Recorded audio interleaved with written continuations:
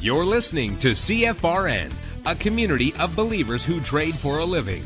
To learn more about who we are, what we do, and how we do it, call toll-free 1-866-928-3310, and we'll send you out a no-obligation information kit absolutely free.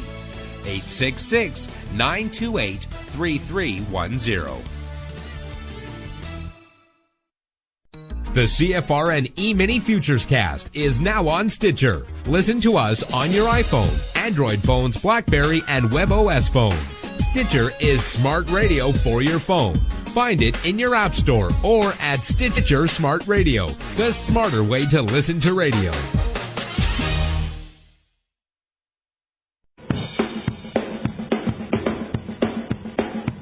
Are you ready, Steve? Andy? Yeah! Bert? Well, all right, fellas. Let's go!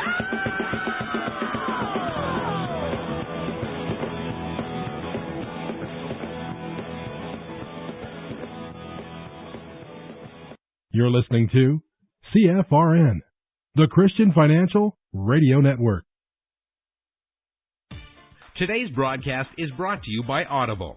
Get a free audiobook download at www.audibletrial.com/CFRN. Over 85,000 titles. Choose from mystery, romance, religion, science, technology, business, New York Times bestsellers, even children's books. You name it, Audible has it. With 85,000 titles to choose from, you're sure to find the perfect audiobook for yourself or to give as a gift, and it's absolutely free.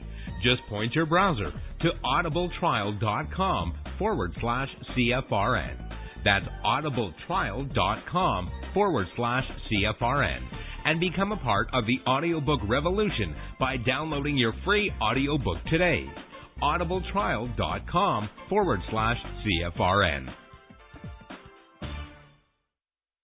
Hey, trader, want to get rich quick? Well, good luck with that. If, on the other hand, you actually want to learn how to trade, the place to be is www.cfrn.net. Tune in Monday through Friday, 9 a.m. Eastern for our daily devotional, and then spend the next 3 hours learning how it's done from professional traders who actually trade for a living. That's www.cfrn.net. Every trading day from 9 a.m. to 1 p.m. Eastern. CFRN, a community of believers who trade for a living.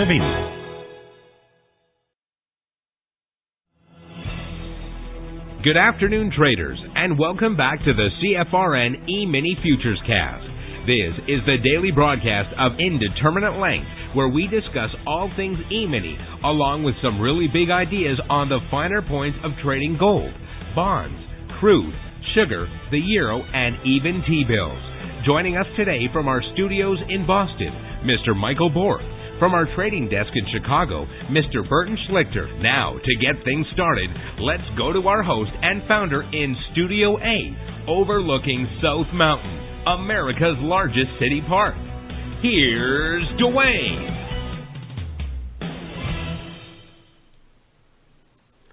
Hey, good afternoon. Welcome back. Today is Wednesday, 3rd day of March, 2021. Thanks so much for joining us. Whoever you are, wherever you are, we're just glad to have you right here, right now. If you can't see the screen I have up, go to our homepage at cfrn.net. On the right-hand side of the page, click the big microphone, follow the instructions. You'll be registered in about 30 seconds, and that will give you one-click access to the show each and every day. Valerie also just posted the link to join in the Telegram discussion group. Now, when you join that way, you have access to the chat box so that you can ask questions and participate in the discussion. Also, once you register that way, you'll get an email every day right before the show starts, reminding you the show's about to start, and in that email is the link you click to join with the one-click access. On the days you're out of the office, away from your desktop, point any internet-connected browser to cfrn.net/live, and there you'll find a live, real-time simulcast of the show as it unfolds. You just won't have access to the chat box. Also, during this broadcast each day, we stream live at youtube.com/CFRN.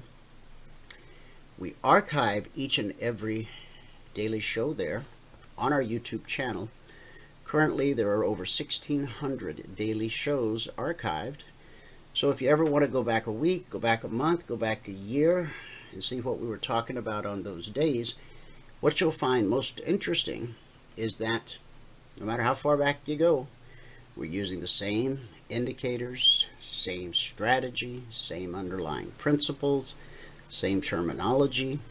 If it's not broke, we see no reason to try and fix it. So, some say that's boring. We like to call it consistent. So if you're listening to this after the fact as a podcast on iTunes or Spotify or iHeartRadio, wherever pods are cast, if you want to be able to see the charts that we're talking about during this broadcast, hit pause on your podcast player and just point your browser to youtube.com/CFRN. When you get there, hit the subscribe button so that you're notified every time we go live, and then just look for the corresponding date of the podcast you are listening to and click on that day's show, and you'll have the benefit of both audio and video. If you're driving or operating heavy machinery, you should probably just stick with the podcast. Okay? Well, let's open with a word of prayer. Oh, and today's Wednesday. And so every Wednesday, David Grant from the Golden Journey joins us at 1 p.m. Eastern. We'll talk about G999 and some of the things that have happened in that community since last Wednesday when we spoke with David. We also have a community meeting every Saturday morning, and you're all invited to join us for that. Heavenly Father, we thank you today for your blessings, your mercy, and for your grace. As we gather for this broadcast, may you shower your blessings upon each of us and prepare our hearts for the things that will be discussed. Lord, help us to be a blessing in the way we speak, in the way we act. Let everything we discuss here be in alignment with your word, and may we speak with humility when presenting our ideas. Help us to gladly admit our mistakes and be willing to act upon the solutions you give us, that members give us, that our audience gives us. May your glory and peace fill this broadcast. In Jesus' name we believe and pray. Amen. Okay, happy Wednesday. Let me give you the numbers from around the world. These are the cash markets, the indices as they're called. Let me bring in some fresh data. Okay, starting here in the U.S., the Dow is currently up 93 points. The NASDAQ is down 146. S&P 500 is down 12. And the Russell 2000 is up 15. Now this morning in our breakout session, we talked about those four major indices, S&P, Dow, Russell, and Q, being pack animals, that they tend to travel as a pack, all four going up at their own pace, or all four going down at their own pace.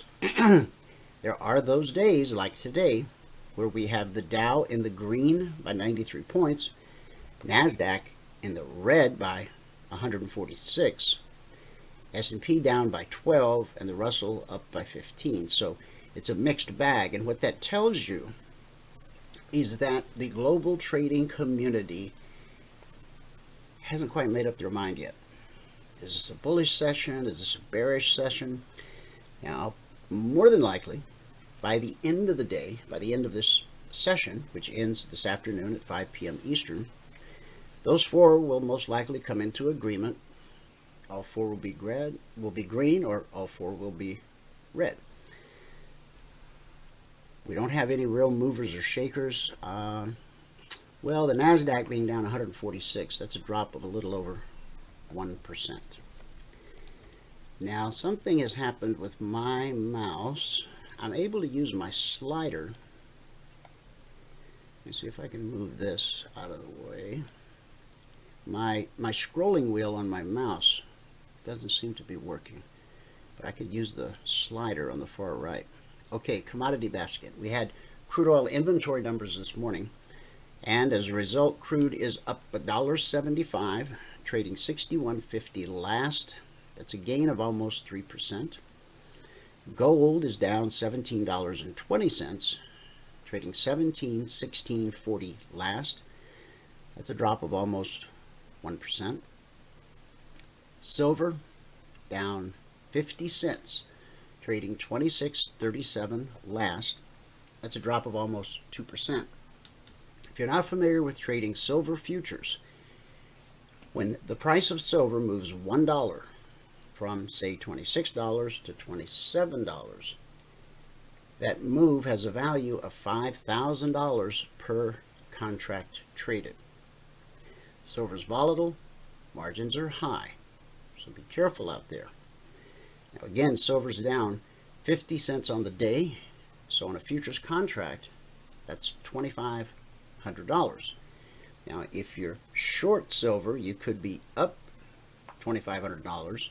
If you're long silver, well, then you could be down $2,500. Now, in the Asian markets at the close today, the Nikkei posted a gain of 150 points. Shanghai rose 68, which is a gain of almost 2%. The Hang Seng rose 784 points. That's a gain of almost 3%. In the European markets at the close, FTSE posted a gain of 61 points, almost 1%.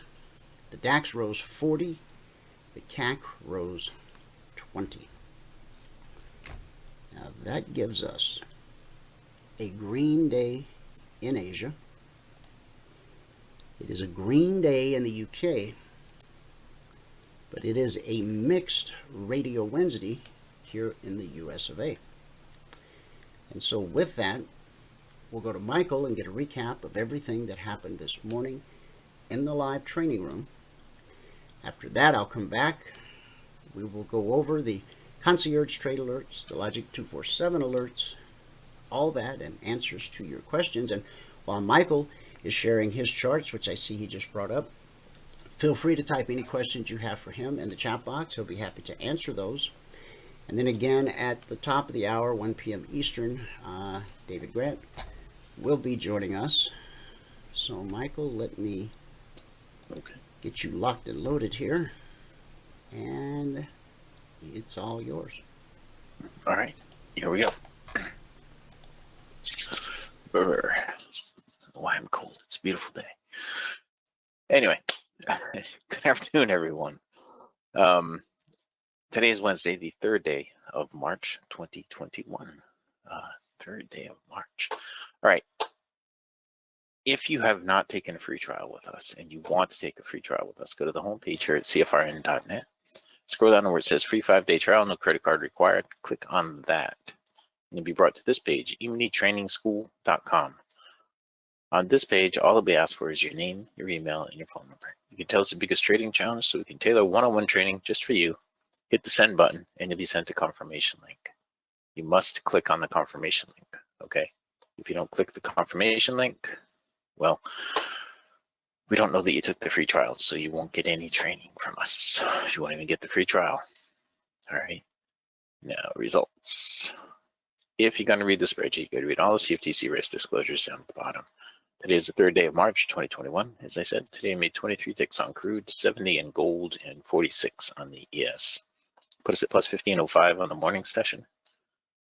Today it took 14 minutes and 3 trades to get to the goal for the day. At that point, we're up $100 a contract, and we took a total of 30 trades this morning. So on the month now, that puts us at $4,125.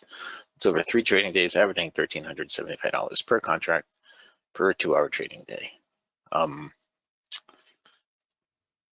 We have gone 16 days in a row of getting our goal now, and 40 out of 41 on the year.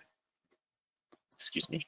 On the year now, we're at $35,610 a contract. That's over 41 trading days, averaging $868 per contract per 2-hour trading day.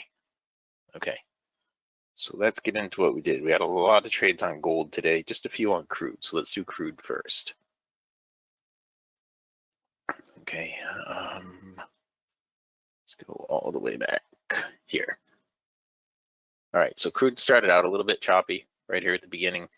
And then we had our first trade on crude right here. We picked up 8 ticks on that. The next trade, we had a break even. Then it got really nasty in here when the crude inventories came out. And that the inventories were a huge, huge miss. And yeah, but don't get into politics. We had a +4 there to put us at +12, and then a +13 there to put us at +20. I mean, a +11 there to put us at +23. We missed a couple of trades in here. This one would have been a break even, and this one would have been profitable had we gotten into them. It turned around and started giving shorting opportunities. Well, starting to almost give shorting opportunities, but it didn't actually give any. It did give one long opportunity there that I missed, and a short here that I missed. And then you get into the break, and look how choppy it was. It was a grind up, but it was really choppy, and so there wasn't really much opportunity in there. Yeah, really not much opportunity at all in the crude today. All right, now the ES. Well, the ES was kind of bouncy this morning. We had some pretty good trades. Oops, back to yesterday. We had some pretty good trades on the ES. We started out here. Let's scroll back a little bit.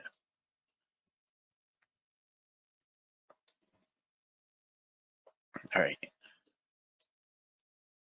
Still scrolling. Okay, we started out here. There's a break-even trade here, a break-even trade here. And then I'd take a quick break right there. And then we had a shorting opportunity in there that I missed. Then here, I think we picked up 8 ticks on that first trade. Okay, then we had a break-even. Then there were some other trade opportunities in here that I missed, or I didn't get fills on. You can see all these ellipses were trade opportunities. Then get in here. I ended up picking up just 2 ticks on this because everything was moving around really fast all at the same time. So I was moving around really fast. You see, I didn't draw a bunch of lines in here today. I did on gold, but that was the only market that I really had time to. And even then, I really didn't have time. But we picked up a couple ticks on that last one, and that had put us at +10, and a couple more ticks here put us at +12. And then we missed that trade. And it looks like a couple more ticks here. I think this was 4 ticks. And there's a trade missing in here, a big trade missing in here. This is not it. Well, this is probably it. There was a 14-tick trade that I took that put us at +36. Then a 4-tick trade to put us at +30. Oh, there was a 10-tick trade. No, a 12-tick trade to go from a 14-tick trade to go to 36. Then a 2-tick trade to go to 38. Then a 4-tick trade to go to 42. Then another 4-tick trade to go to 46. So let's see what else happened in here. I'm just looking through all of this to see if we missed trades here. Here's one right here that we missed. Okay, and here's a couple of those last 4-tick trades right here, and this is the 2-tick trade, I believe. It's right here, 2 ticks, 4 ticks, 4 ticks. Okay, so I didn't miss anything. This one back here was the big trade that I was talking about. All right, so since then, let's see. We did all that right before the break. Okay, and then we get into the break, and there really wasn't a lot. Maybe a trade right here. Okay, a long right here for the leg up. Yeah, a little short right here would have been a break even. Then it consolidated all through here. It looks like this is what happens usually when news comes out. It goes up and down really fast, but this took 5 minutes. So that wasn't a news-based thing. And that was it for the ES. Now we get to the gold, and gold had a pretty wide range today. So I'm going to go back to the beginning here. You see these lines here? They're going to come into play. You see this line way up here? That is also going to come into play. You know, last night I had started trading at like 3:30 in the morning, and I was drawing lines and stuff like that. And it's easy when the market's moving really slow and you're only trading one market and it's 3:30 in the morning. But when the markets opened up this morning, everything was moving really fast. And so I ended up missing a little bit right here in the first few minutes. And then we finally got started in here. And on the first trade on gold, I believe I got one tick on this one. I might have gotten a break even here. Then one tick on the next one. Actually, I got one tick here and I got one tick there. It put me at +2. Then I got 5 ticks there to put me at +7. Then I stopped out, put me at -1. Then I picked up another 8 ticks right there to put me back at +7. Missed a trade, picked up 2 to put me at +9. Then 5 to put me at +14. Then 5 more to put me at +9. I think this was the 5 more. This looks like a break even. That put me at +9. Now, I drew these lines in way back here. All right. This is where I thought it was going to go. And this is where I thought this was going to go. All right. And we almost got up there on that move, but we didn't quite make it. We ended up with a break even there. All right. At that time, we're at +14. Then we picked up +19. Yeah, we're at +19 then. We picked up 10 ticks here to put us at +29. Then everything started moving around really fast. Put in a new low on the day and then came off the low of the day. Now, don't forget about that number way up at 17. I think it was 25.5 or 17, 23.5 or something like that. I don't know. We'll get to it in a minute. But we picked up another 10 ticks here to put us at I think the last put us at +29. This put us at +39. We had a break even there. Then another 10 here put us at +49. Then I think we had 13 on this to put us at +62. And looks like I missed something. There was a 2-tick trade somewhere to put us at 64. That might be right here. I think I missed putting that trade in. That's a 2-tick trade to put us at 64. Then a 4-tick trade to put us at 68. And then a 2-tick trade right here to put us at +70 on the morning session. And I think it was more than that actually, because I think I missed that one. I missed writing it down anyway. But during the break, there was a shorting opportunity right there. And that was really it during the break for the shorting opportunities. But I had been saying right in here, well, actually I was saying it when it was down here. Well, if we go to the 10-minute, I'll be able to say a little better. Okay, when it was over here in this mess right in here at 10:30, I was saying look for it to get up into here, and then I had an opportunity to pick a level, and 1723.5 was the level that I picked, and 1724 after that was the level that I picked. I didn't write down the 1724, but when it got up to 1723.5, I said I think it's going to go through that a little bit, up to 1724. It made it up to 23.8, and then it came back down. I'm still sticking with that 23.5 number. What I was going through was some of the things that I see is things developed during the day, and you have to kind of remember them because it's usually going to get back to those numbers. And today on the ES, 3850 was a big number on the ES. And at one point today, there was 2,800 was the number at 3850, and it was huge. And I said it's going to go there, and it went there, and it took out that huge number. And that was after a big move on the ES. So the things that go on in the background that that we're not privy to are things that you try to extrapolate from everything, all the little pieces of the puzzle as they come together. Anyway, we try to simplify all that for you and give it to y'all in between words and instruction. Indicators, oscillators, all that stuff. We just try to teach you how to trade, how to see what's coming next to the best of our ability, and identify patterns and all that. And that was it. That was our morning session. So it started off pretty crazy, and I missed like 5 minutes of the morning session right at the beginning. But anyway, as I said, today is the 3rd day of March 2021, and we picked up 23 ticks on crude, 70 on gold. I think it was actually more than that, and 46 on the ES, put us at plus 1505 on the morning session. Today it took 14 minutes and 3 trades to get to the goal for the day. At that point, we're up $100 a contract, and we took a total of 30 trades this morning. So on the month now, we are up. We are up $4,125 a contract. That's over 3 trading days, averaging $1,375 a contract per trading day. On the year now, we're at 40 out of 41 days of getting our goal in the first 2 hours, and we're at $35,610 per contract per 2-hour trading day. That's over 41 days, averaging $868 per contract per 2-hour trading day. Now, if you've not taken the free trial with us, go to the homepage here at cfrn.net. Scroll down to the big free 5-day trial thing, click on that, and fill out this little form. Once you fill out this little form, you will be sent a link to get into the next session prior to the next session every single business day until you cancel. Okay? All right. And with that, we can pass it back out.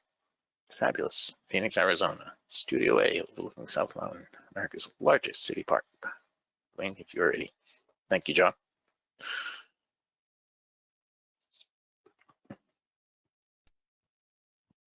Yes, sir. I am ready. Recap of the recap. Excellent. Today it took 14 minutes and 3 trades to get to $100 per contract. Good job. In our breakout session today, it was a beautiful example of why we use the faster time frame in the live training room every day, as Michael is teaching you the strategy, the underlying principles, how to read the indicators, all of that stuff. Because we're using a faster time frame, he's able to show you many trade setups. How many trades did you say this morning? You had total? 30, I think. 30? Okay.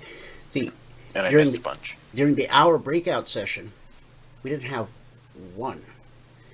We were, because price had dropped way below the BBC on the S&P, and when price is below the BBC on the S&P on the 30-minute, we're only looking for short trades, so we had to wait for price to retrace back up to the BBC or to find resistance so that we could then consider, shorting it. Or if price got above the BBC, then we would start looking for long trades. So while it is very fast-paced in the live training room each day, it allows you to learn the underlying methodology and strategy much quicker than if you were sitting looking at the 30-minute chart. Because again, the breakout session lasted a little over an hour, maybe hour 15 minutes or so.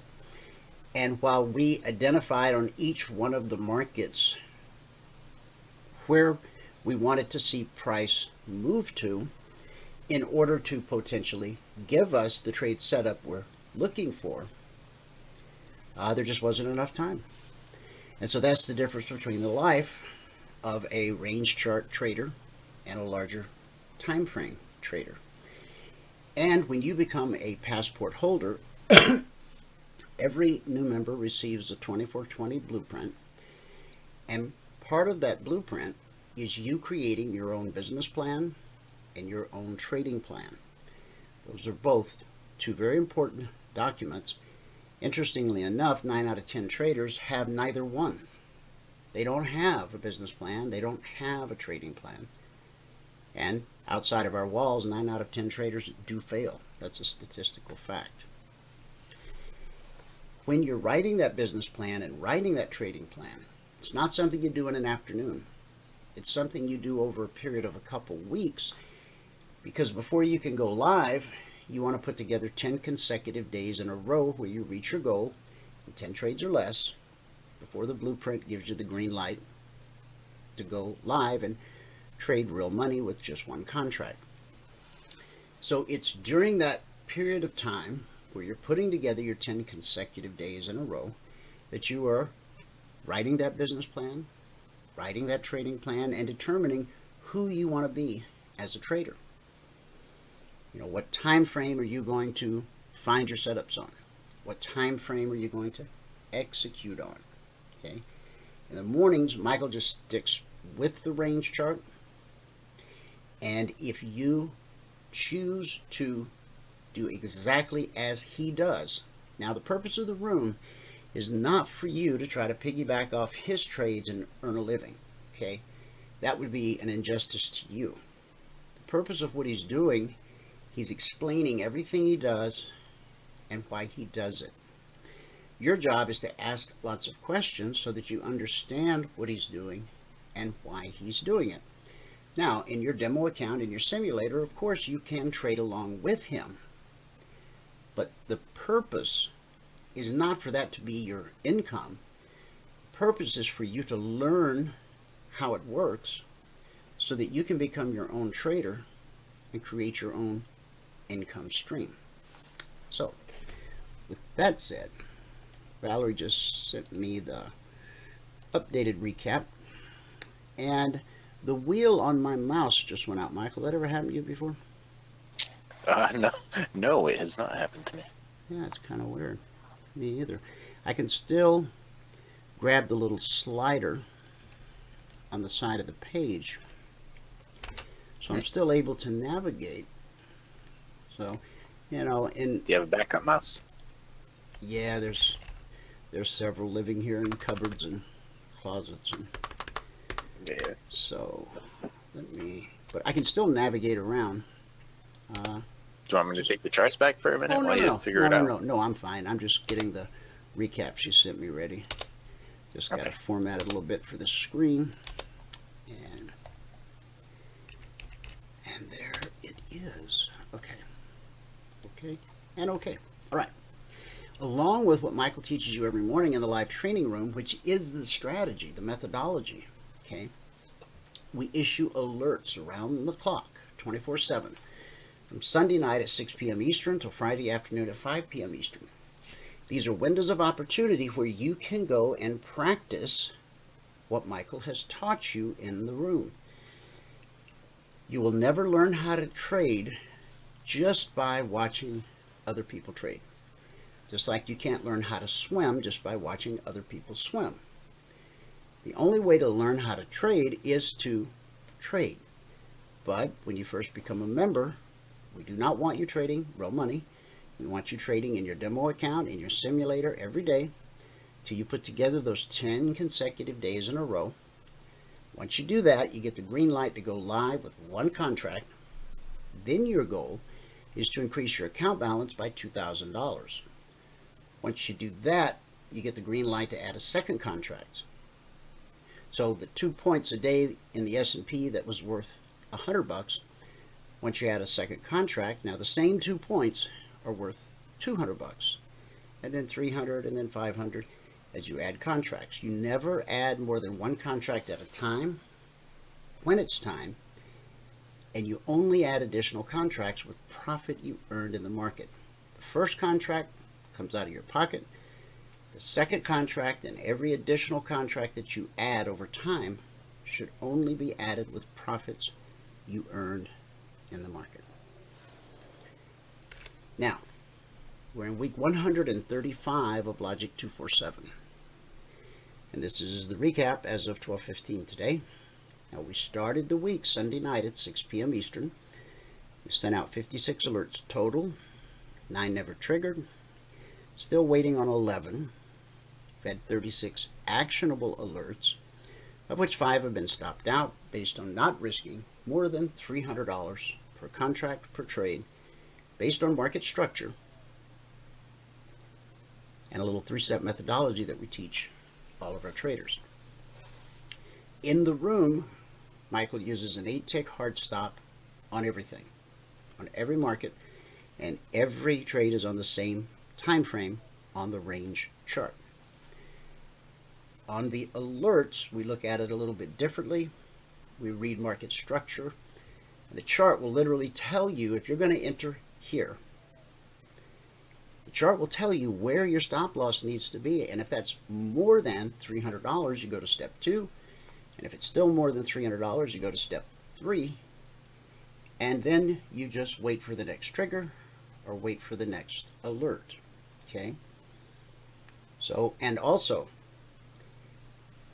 you never want to risk more than the potential profit in a trade. Most alerts will have an entry, an initial target, second target, third target, final trade to target.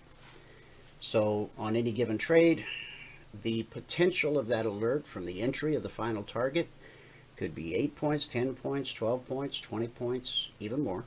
Okay, but still, you don't want to risk more than $300 per contract per trade. Occasionally, there will be alerts. There was one this morning where the entry to the final target on the S&P, I think there was one this morning. Okay, that's just 2 points. So on one like that, you can't, if there's only a 2-point potential profit from the entry to the weekly zone, there was only 2 points, or 3 maybe it was, but you can't risk, I think it was 2. If there's only 2-point profit potential, you can't risk more than 2 points. And that's where you use that 3-step method that we teach you to go and find if you're going to be able to trade that based on market structure and where the chart tells you to put your stop loss. So 14% of actionable alerts stopped out this week. A typical week, we see about 20% get stopped out. Now, the individual alerts, let me grab my slider and navigate to them. Okay.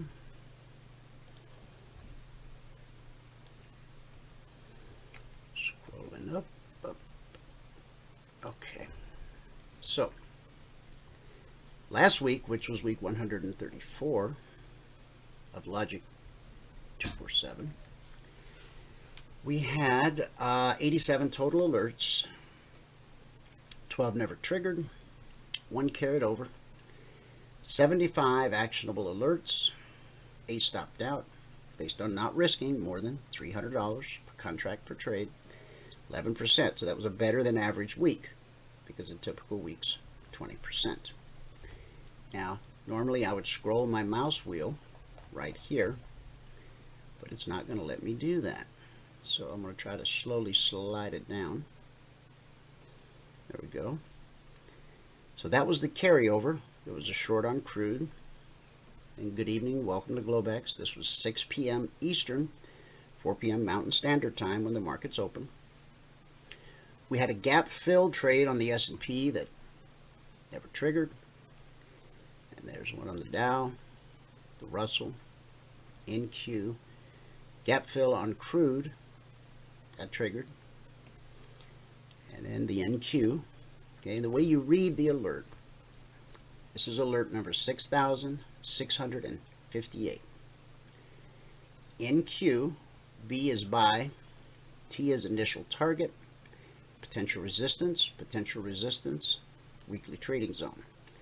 So you think of this as your first target, second target, third target, final trade to target. On a long trade, the weekly zone overhead will always be the final trade to target. On a short trade, the final trade to target will always be the weekly trading zone below. The initial target on every alert is equivalent to $100 per contract traded for whatever market it is. 2 points on the S&P, 20 points on the Dow, 10 ticks on crude, 10 ticks on gold. The only exception is the NQ, because the NQ is so volatile, and the NQ pays $20 a point. So the initial move from 13,010 to 13,020, that's 10 points, $20 a point. It's $200 per contract traded to the initial target. Okay. And so as we work our way down, there's a long on crude, long on silver, long on the S&P, long on the Dow. Now that all happened Sunday night. And then here comes the stroke of midnight, and we're into March 1st. And there's a long on the S&P, long on the Dow, long on the NQ, stop out on crude. The red X means stopped out. There's a short on gold. When you see the Z's, that means it just never triggered. Stop out on the Dow. Still waiting on the Russell. No trigger on the NQ. There's a short on crude oil. Short on gold. Short on silver. This was a hedge on the S&P, short. Hedge on the Dow, short. Hedge on the Russell, short. Now what that means is we had a long alert in the channel that had not yet triggered, and then the market positioned itself for a move to the downside. So when you see hedge, that means there is if this is a short, back up in the channel, there's an untriggered long. So we don't, as futures traders, we don't care which way the market goes as long as it goes. Price can only do three things. It can go up, it can go down, it can go sideways. You can earn money when it goes up, you can earn money when it goes down. When it's going sideways, you can lose a lot of money. In fact, a lot of traders make the mistake of trying to trade markets that are consolidating sideways, and it just sucks the life right out of you and all the money out of your account. Our indicators do a great job of not only helping you find high probability, low risk trade setups.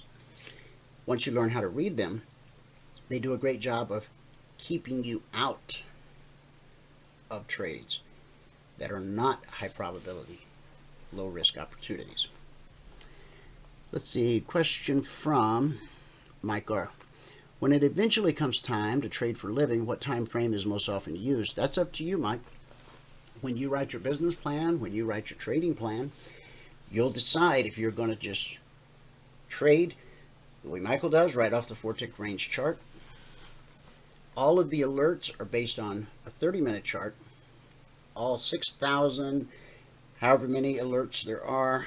This one here is 6,679.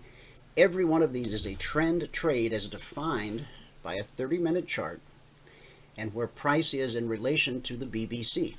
When I bring up the charts, the green line you see will be the BBC, stands for Bull Bear Cross. When price crosses above it, we're bullish, looking for higher prices. When price crosses, looking for lower prices. Okay? All right. So you get to decide. It's your trading business. And so as you're putting together your 10 consecutive days a row in Sim to get ready to go live, you'll be doing lots of practicing. You'll be putting out lots and lots of trades in the simulator. Okay? Now, let me state this. When you're trying to put together your 10 consecutive days in a row, here's my suggestion. You sit down for your trading session, you get out your journal, you start trading, right? And once you reach your goal for the day, okay, put the mouse down, go to your journal. At 11:02 a.m., I reached my goal for the day. I traded this, blah, blah, blah, blah, blah, whatever notes you want to make. Okay, so your day is officially over. You reached your goal for the day. Now, no reason that you can't continue to practice, okay, finding trade setups, executing, managing, exiting, etc. Okay, but you're just practicing. Okay, then the next day when you come back, okay, this is day 2. Get out your journal, put in today's date. You're on the clock, so to speak. You're tracking, you know, how many trades, everything. You get your goal for the day. Okay, and then in your journal, got my goal for the day at 11:15 a.m. Eastern. Took this many trades, did this and that, and blah, blah, blah. Now you're free to just practice, okay? All right. And as we continue to move down,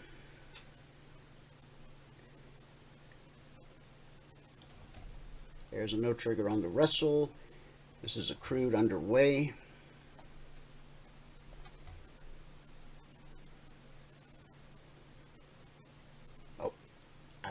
actually clicked way up above myself. So let me get back to where we were. Okay, once you know how to read the alerts, it's all pretty explanatory. Short on the S&P, initial target, second target, final trade 2 target. Stopped out. Still waiting. The next one on the way down. Just scoot it right on down to where we are right now. Here's where we are right now. Okay? And then we're still waiting on the results of these. Okay. So with that said, the recap that I gave you might make a little more sense now that you've seen what the alerts look like, in case you didn't know. Since Sunday night at 6 p.m. Eastern, 56 issued, 9 never triggered, still waiting on 11, 36 actionable, 5 stopped out, 14%, typical week, 20%. We have another type of alert. It's called the Concierge Trade Alert, or CTA. Now, the CTA is based on historic price action. The logic alerts, which come out around the clock, those are based on current price action.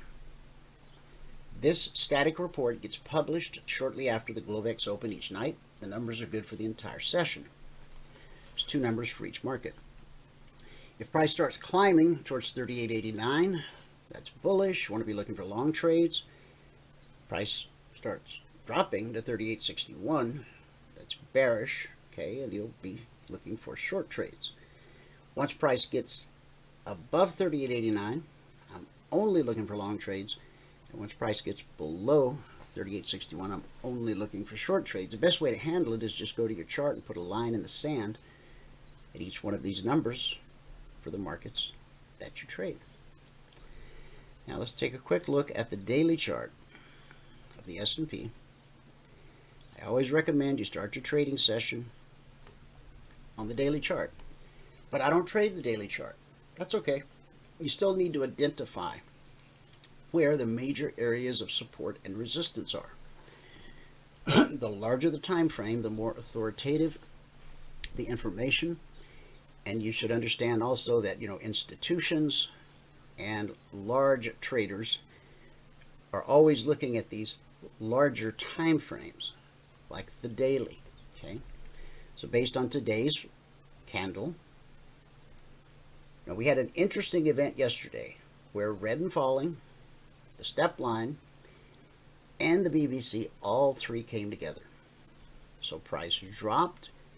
It was good support. We talked about that all day yesterday. This is good support until proven otherwise. Was it? Well, when the markets opened last night, we bounced all the way up to 38.98. So from 38.68 to 38.98, that's a 30-point bounce. I would say that was pretty good support. We expected to be good support until proven otherwise. So after that rally, okay, once price got to 38.98, nobody was willing to pay 38.98 and a quarter. If there had been one person out there trading one contract that was willing to pay 38.98 and a quarter, that would have been the next print. Never printed. Okay, so when buyers stop buying, price starts to drop. Sellers see this. They come out of the woodwork. They drive it down. And they drove it all the way down to 38.33 and a quarter. Buyers came in, drove us back up to the BBC.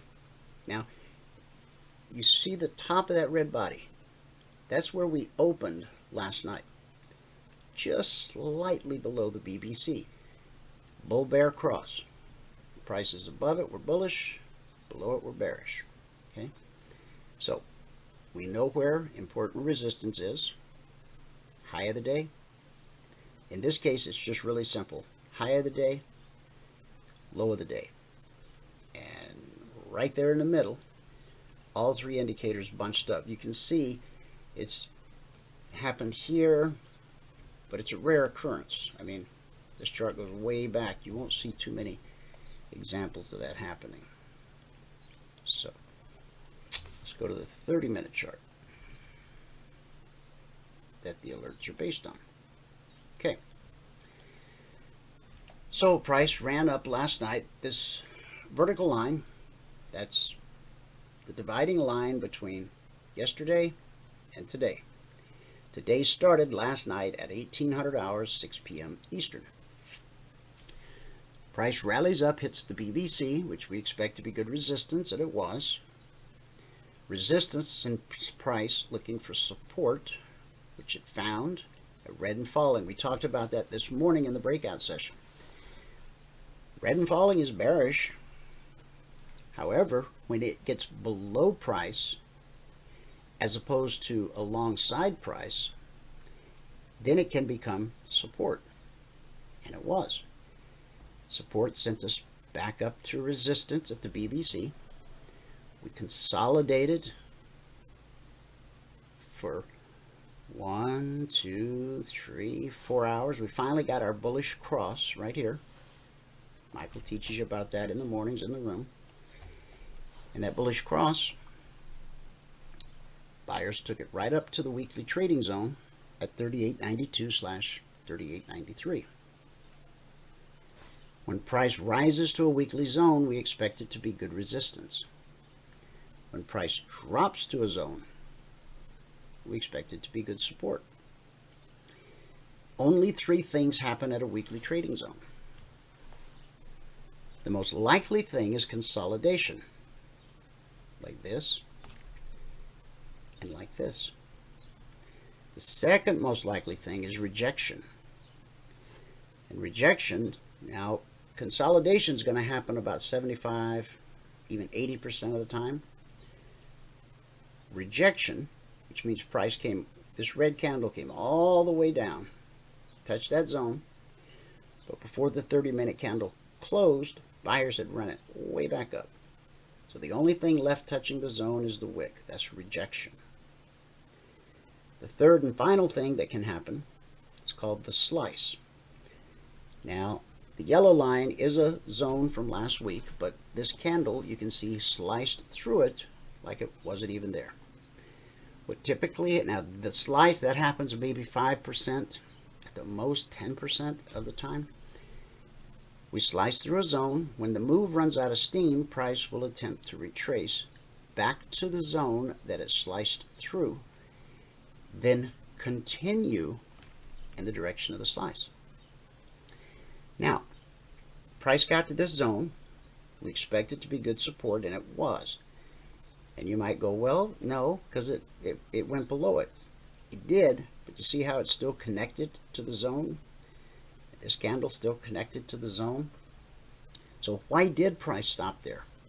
What was special about 38.33 and a quarter? Well, I drew this in during the breakout session. If I scroll back, we had a bullish cross that led to all of this. This was our first trade on Sunday night. 38.32 up to 38.45, up to the third target at 38.54, up to the final target at 38.68. It was a beautiful trade. This bullish cross, okay, led to all this. Now there's a bearish cross, okay? But this bullish cross has not been tested. In other words, price had not come back down to touch this area till this morning. I drew the line, I drew the little rectangle across here, okay? And look what price did. It came right down to that bullish cross. This is the first time it's ever been tested.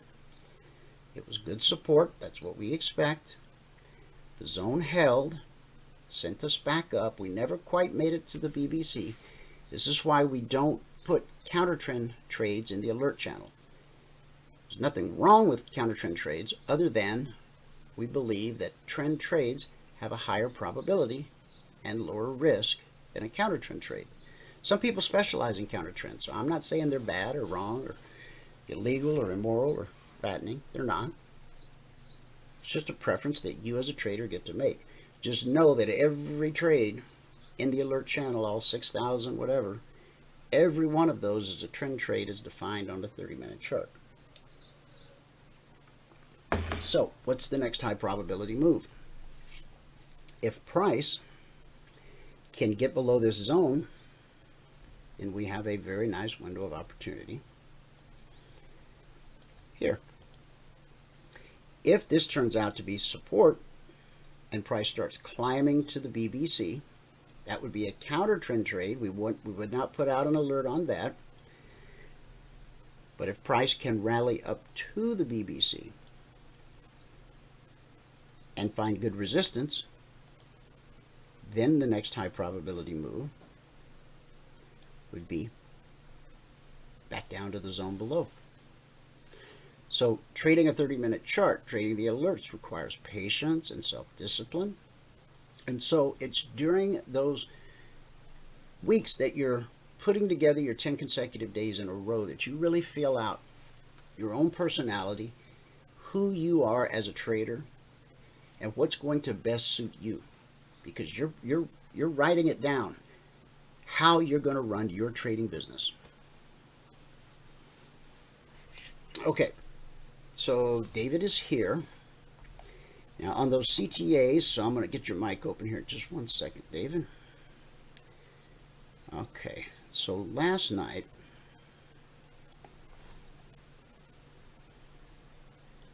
got to get my slider to slide. Yeah, last night, Tuesday night, the alerts came out at 6:25 p.m. Eastern.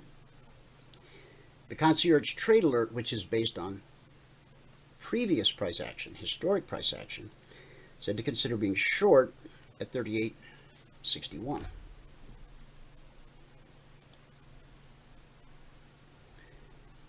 And that's what I just drug up, and I showed you the CTAs from last night. So 38.61.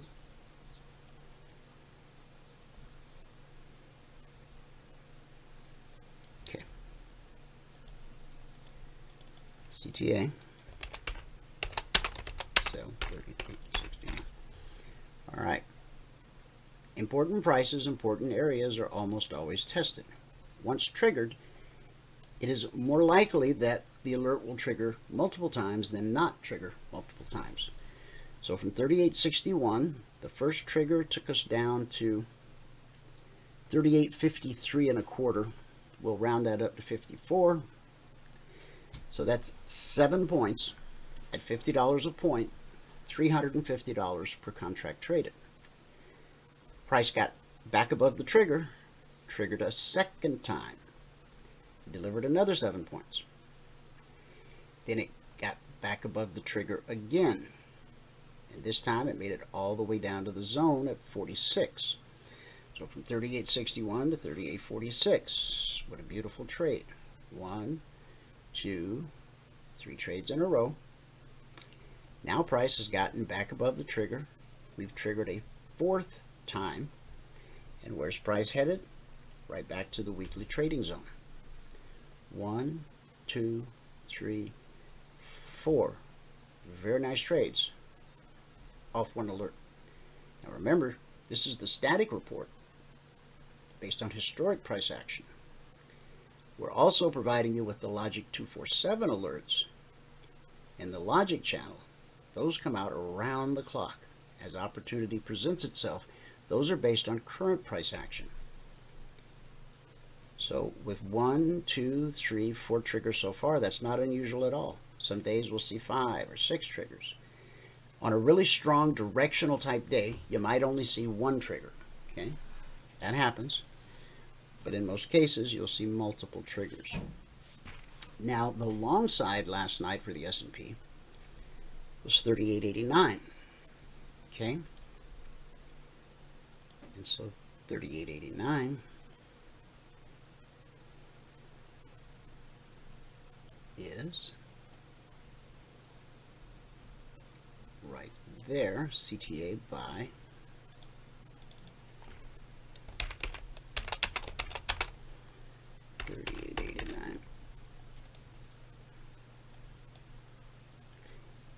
And the trade to target, of course, is the weekly trading zone overhead at 92.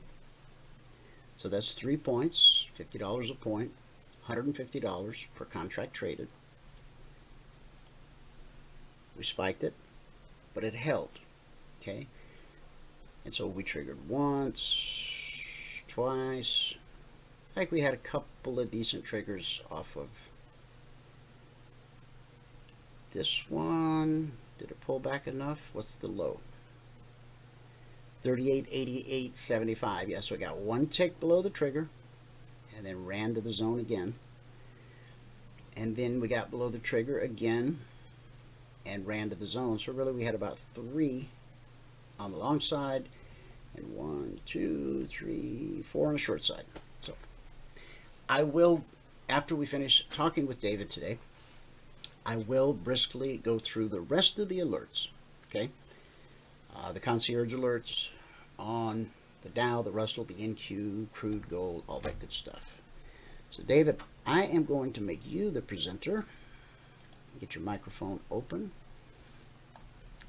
David joins us every Wednesday at 1 p.m. Eastern to talk about the golden journey and a little crypto called G999. David, welcome to the show. And hi, Dwayne. Good to hear from you again. Good being here with everyone. And thanks for the chance to a wonderful time of being able to express what we're doing here in our golden journey and our 1022 chat. So again, good being here, Dwayne. So glad to have you with us. Maybe give those who might be new to the show or watching our broadcast for the first time after the fact, or listening to it as a podcast on iTunes or Spotify or iHeartRadio. What is the golden journey? We'll talk in a minute about what G999 is, but maybe explain to folks, what is this golden journey? Yeah, the golden journey really got birthed out of a philosophy we've been working with in a business for a couple of years, actually, and it really came out of this one singular idea of it's better to give than to receive, which, you know, kind of has a kind of good historical precedent back with. I read that somewhere, yeah. So it's out there, and I think a lot of people actually will, kind of resonate with the idea it's better to give than to receive. But the practice of it is what the golden journey is about. How do we do this in such a way that we do connect people from the hearts and our money together? So the golden journey is about really enhancing how we consider our monetary life with our connecting with people life. And so it's meant to be a journey. It's meant to be one where we're growing and learning together with the very specific strategies that we use to show how that can work in a way that is affirming, life affirming, all of those kinds of things. So it's, and on any journey, you hop in the car and you have to look at a lot of signposts and figure things out. And sometimes on a journey, there's all kinds of little nuance that happens on it that you have to take in effect for. But the golden journey is really about connecting people and around the world, literally globally, and connecting people with, and you see on my little screen here, a pot of gold with money. So that's really what we're about. But there's a lot that goes in there when you consider our relationship with money. We haven't been really trained well in it, I don't think, Dwayne. I don't think, people are chasing it and looking for it and trying to accrue it. But when we really try to figure it all out, we haven't really understood how the human design behind it, how much we are involved in that. So that's a little bit of where that comes from. And it's been a journey. It's been me pondering these things for years from my pastoring experience, receiving donations and living within that context for about a decade or so. And but really just always looking and saying, what does this human and money connection have? And I found most people are very, very disconnected from our humanity with money for some reason. In fact, maybe in a harsh way sometimes. Something that I have thought about and sort of meditated on a bit this past week. There's some people in this audience that this will apply to, and some it won't. And I'm not trying to say anything bad about either person. You are who you are, and your life is what it is. But there are people in this audience, I'm pretty sure, who have never been broke a day in their life. Now let that sink in a minute. And again, don't mean this in any kind of negative way, but you were born into a family that had money. Okay, this thing we call money, and we'll talk more about what is money. Money's an idea. Money's an agreement among people that this thing has a value, whether it's $1 or a shilling or a gold rock. But if you've never, now let's say you went off to college and you blew your allowance early in the month. So maybe you had to struggle through the final week of the second semester without any money on your credit card or debit card that mom and dad gave you to go to school. Okay, is that broke? Well, kinda. I mean, you don't have any spendable cash in your pocket at the moment, but if there were an emergency, you know that with a phone call and a good reason, mom, dad get you some money, and when the weekend comes, you can still, go home if you're within driving distance and stay in your parents' home and get all your laundry done. Mom probably even do it for you. Get some nice home cooked meals, and then go back, to school. And so I grew up in a family that was working class poor. Even though my grandfather was the sheriff of the little town that we grew up in, law enforcement back then, and I don't know about today, but he didn't make a whole lot being the sheriff of our little town. My other grandfather worked in a factory, stood on his feet 8 hours a day, and then had a side hustle. He ran a barbecue pit on the weekends, to make ends meet and to have a little spending money. So they worked. I grew up around people that worked very hard all of their life. Now, I don't know that I ever saw a day when my grandfathers were broke. I know that my dad experienced times where money was very tight and had to borrow a little money from my grandfather. I know that my mother, there was times when she had to borrow a little money from her dad. So were they ever truly broke? Now, let me just get real transparent. How did I get to thinking about this? Well, my daddy van has a little gauge that tells you how much gas you got. And it's also got a little counter that tells you how many more miles you can drive before you run out of gas, right? So me, I'm Mr. Live on the Edge, right? I'm headed to this place on the other side of town, and I know that there's a gas station, about a mile up ahead on the right. I drove past the gas station and I looked at my dashboard and I got plenty of gas to make it to the next station up the road. My car ran out of gas. I did not have a gas can in my car, and I didn't have $1 in my pocket. And I felt so out of sorts. The kindness of a man who ran a little garage behind his house loaned me a gas can. And I called a friend who came and got me, and when I got to the gas station, by the grace of God, I had a card in my pocket that I could stick in the pump, and it would pour out some gasoline into my container. So, was I broke that day? Well, kinda. I mean, I didn't have any cash money in my pocket. I was in a difficult situation. But it really got me to thinking about all the people around the world. There's a saying that if you have money, any money in a bank, anywhere, and some spare change in a dish on your bedside table, you're part of the 3 or 5% of the wealthiest people in the world. So I just want each of you out there to ask yourself this question. You don't have to type anything in the chat box. Have you in your entire life ever been truly broke? I know for some people the answer will be, oh yeah. I couldn't pay my rent, couldn't pay my electricity, got turned off. I know there's those stories out there. But other people are going to reflect on this and go, not really.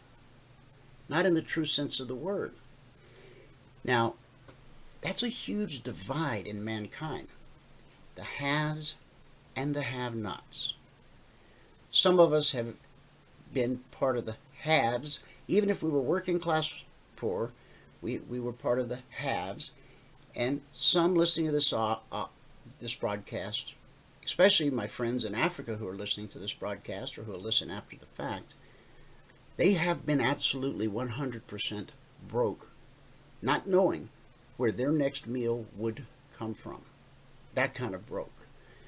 So I just felt the need to share this because if you've never been truly broke, I want you to think about the 80% of the world's population who has been broke and or is currently broke. Okay, I've taken a lot of your time, David, but I just had to get that out. I haven't talked about it with anybody, but now the ball's in your court. Well, those are important thoughts for all of us to really kind of just reflect on and dig into. But and what we want to do is be able to take those very profound thoughts and say, is there a way of making the connections happen? And that's the kind of the good news we have in our discussion today. And what we're doing is it's not just because I think a lot of people would say, yeah, but what can I do? I'm just a little guy, and how can I make a difference or anything like that? And we get lost in our smallness, and rather than being in a deep gratitude of, wow, I can affect one person, and maybe that's what the world needs, is us just affecting one person at a time and really making a difference. And so it's really important that we really reflect and meditate on that, because I think that is a huge chunk of the gospel, if you will, for me. And I have this question that I ask in a number of different ways in that, but what's the purpose of money? And a lot of people, they're chasing it for their whole life, but they never ask the question, what's its purpose? And I summed it up with these two options. It can go further than that, but quite frankly, if we answer these A or B kind of options, really launches you into a different perspective on money is basically what we've experienced in our world. And the way you described it, 80% are broke. That's the A option, divide and conquer. That's how it's been used. And I'd say really from when I, reflect on whether it's Jesus' words or any words that are coming from a wisdom standpoint, we would say we got to find ways to connect and enhance our lives and the lives of others. It's not enough for us to care for ourselves if we're not bringing some others into that process and that. And really, it is that simple choice. Am I going to see it as a divide and conquer? And many of us have felt that crushing of that. I can give you, depending on the chapter of my life, which one was I broke? Like literally broke? Was I in black despair with massive credit card debts that I had somehow got myself into? And I've had ups and downs with money, over my entire life. I'm completely debt-free today. But I wouldn't say, and I'm wealthy in my mindset and, and in my future, I'm very, very wealthy and all of that. But biblical wealth, biblical prosperity is so much more than just money. Absolutely. And my kids, even when I had left a very well-paying job, I had an apprenticeship at General Motors and tool and die maker throughout my 20s, actually. Then when I went pastoring, you go from I was making about $70K at the time. This was back in the 80s at General Motors. And then I went pastoring for $13K. And interesting enough, my kids who were just a little bit older in that 7, 8, 9, 10-year-old age group in that when we went there, because I had them all by the age of 3 kids by the age of 24. And they grew up really never knowing anything. And then when we went pastoring and was making what about a fifth of the amount of money, they never knew they were poor. Even it never struck them that we had entered into the poorest, because we never had that mindset of being poor either. And for them, it was just, that was good. We were doing stuff, and so it was kind of fun with it. We never had that mindset in the house where they didn't grow up thinking they were poor, and yet. When I was a kid, and I'm sure this was handled differently in different school districts around the world, but everybody knows I'm not a teenager, so this goes back quite a few years. But I remember every Monday morning in homeroom, and I'm talking elementary school, you had to pay for your lunch. And so, the teacher takes roll, and on Monday when she would take roll, each person would go up and hand the teacher their $1.50 or whatever it was, and that covered your lunch, for the entire week.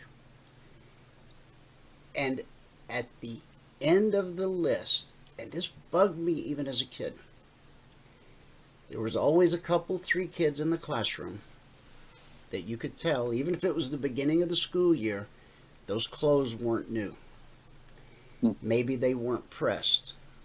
Maybe their hair wasn't combed, the way the other kids combed it.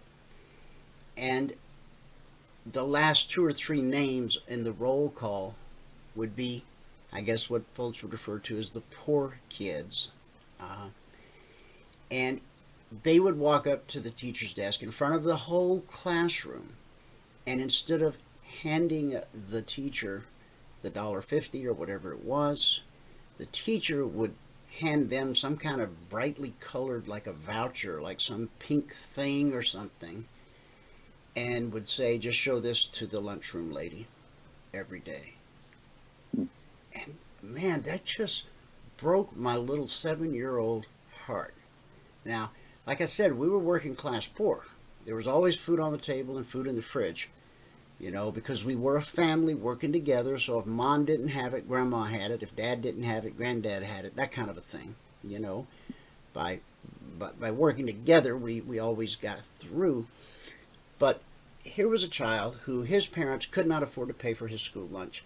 And this child was being outed in front of the whole class. And this is long before we got into this everything's an offense and, oh my goodness, culture that we live in today. But that just made such a huge impression on me. Did I do anything to try to change it? Of course not. I was 7, 8 years old. I was waiting for recess or whatever. But so, anyway, please go on. Well, we've experienced those, the differential even in, from an American or from my Canadian perspective, and that not really knowing what was going on in the rest of the world until you travel and really become experienced with what really is happening in that. And a lot of it is our connection to our money, or a lack of connection to it in a way that is really valuable for everyone.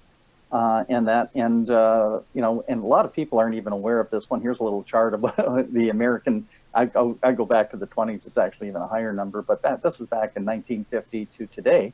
This is the purchasing power of the U.S. dollar, and people have no idea why is housing gone to the prices it is, or why are groceries the cost of what they are. The resources didn't change. Our money is just worth less than what it used to be worth. And it just destroyed it. But we also, many of us experienced being able to keep up with this loss. And so we didn't really understand it was even a loss that was happening to us in that. And but what this little graph is showing us here is a huge devaluation of the money. And, the impact of it, it wasn't on the rich. No. It really impacts the working poor and those who are in, marginalized, if you will. Mm-hmm. Quite frankly, the rich have made even, they've accumulated more zeros in their bank accounts. I call it accumulating nothing. Through this pandemic, when all the jobs were lost, etc. Yeah. Bezos and Zuckerberg and Elon, I mean, they have literally made hand over fist through this pandemic. You know that old saying, the poor get poorer, the rich get richer. I'm not here to whine and moan, and I'm certainly no proponent of socialism or communism. I believe the capitalistic model is the only model that works. It motivates a man to get up and get out of bed in the morning and go do something productive. But, and this redistribution of wealth, you know, I consider an honor and a privilege to have money in my pocket that I can give to someone else, you know, who needs it, right? It's just when somebody else sticks their hand in my pocket and says, here, let me redistribute your wealth for you, I'm going to have a problem with that. Yeah. It really, even when we look at this thing talking about the US dollar, this is actually a private company for printing Federal this Reserve, stuff. yes. And yes, it's the taxpayers end up paying the bill at the end of the day, but it's really paying the bill for enhancing a private company called the Federal Reserve. Federal as Federal Express. Yeah, yeah, it's as federal as Federal Express. Brilliant name, by the way. It really. Yeah, they nailed it. They really did.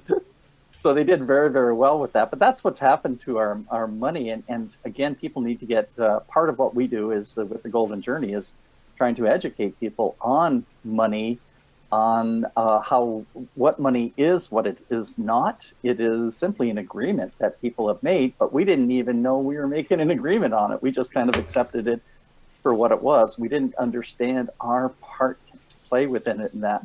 I want to talk about where people are though foundationally with our money, and we'll get into really what I want to share today about our G999 and how it makes sense for us to be talking about this. A lot of people want this, right? Well, I got to be honest. I would enjoy it. You know. Yeah. Not gonna lie. This is no reason. I don't know why everybody in the world doesn't have this. Quite frankly, it is possible for all of us. But we think of it that way. But that's nice, and people dream about that kind of thing. But they forget to get there, you had to do this. Work, build. You gotta create. You gotta put the foundation in. A lot of people are wanting a fancy house on no foundation. They're trying to build on sand is what they're doing, even with their finances, and our world, because our world is better off when everyone is better off. Like people have talked about population control and it's out of hand and we got to do something with it. You know what? Every time economic activity increases in a country, population naturally decreases. The U.S. is say that again. As people do better economically, they do not feel the need to have families of 10, 12, 15, 18 kids. Like that's what my parents grew up in. My dad's family was 13. My mom's family was 13. My wife's family, there were 18 or 19 in the family kids. They were all, kind of from poorer backgrounds. That's kind of classic around the world. And if you really study economics, those who, and yet it was even in that time, though, the wealthy families around them did not have big families.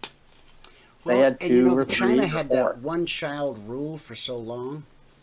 Yeah. Parents could only have one child. Now they're actually incentivizing young couples to have more children because they're running out of a labor force.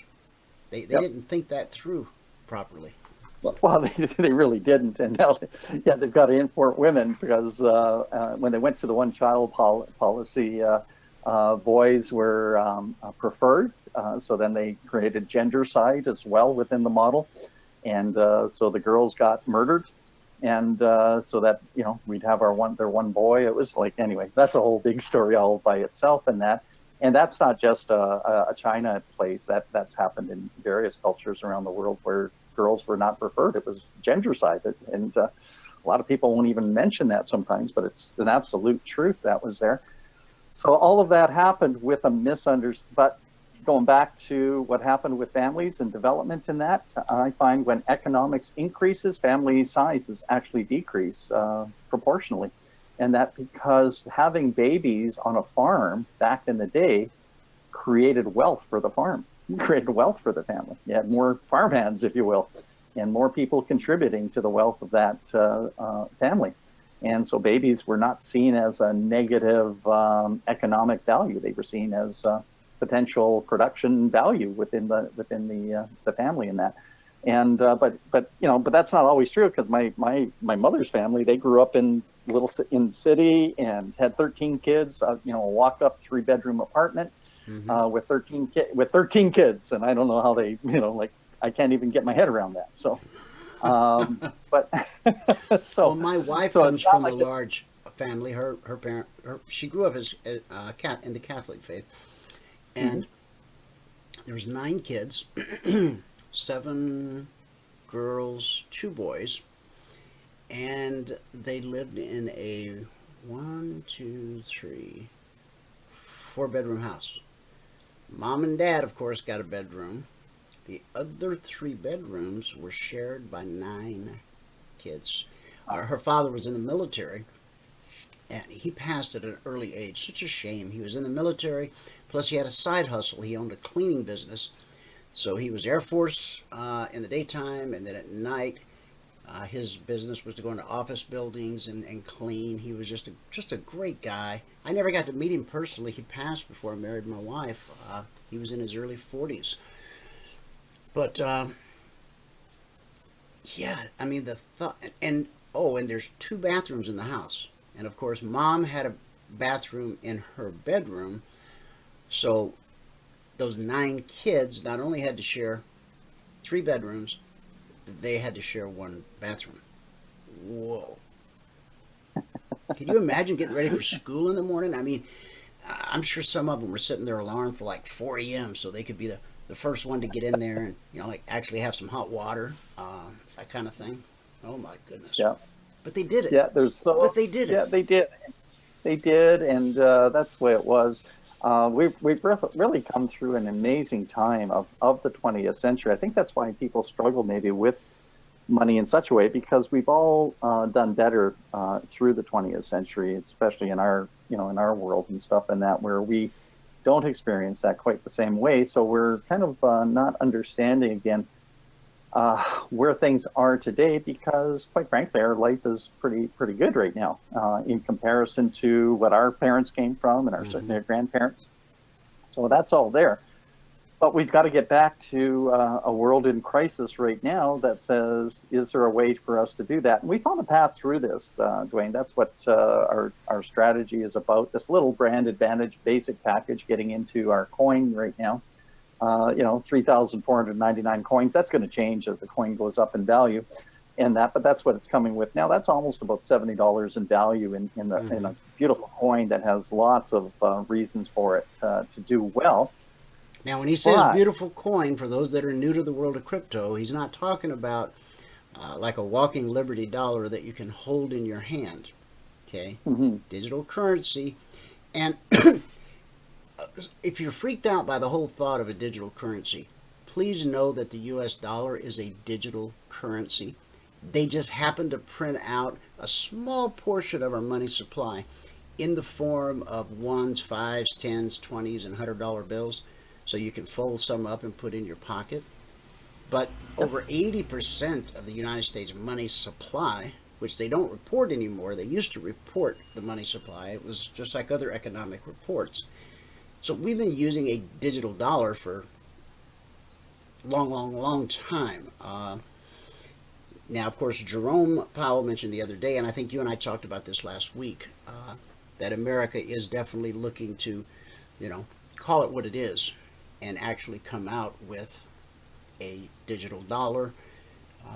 And he said we don't have to be the first nation to come out with a digital currency, but we have to be the nation that gets it right.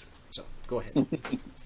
Yeah, and what they mean by getting it right is basically to decimate more people and to continue on the carnage that they have created, because they are the ones who created the mindset.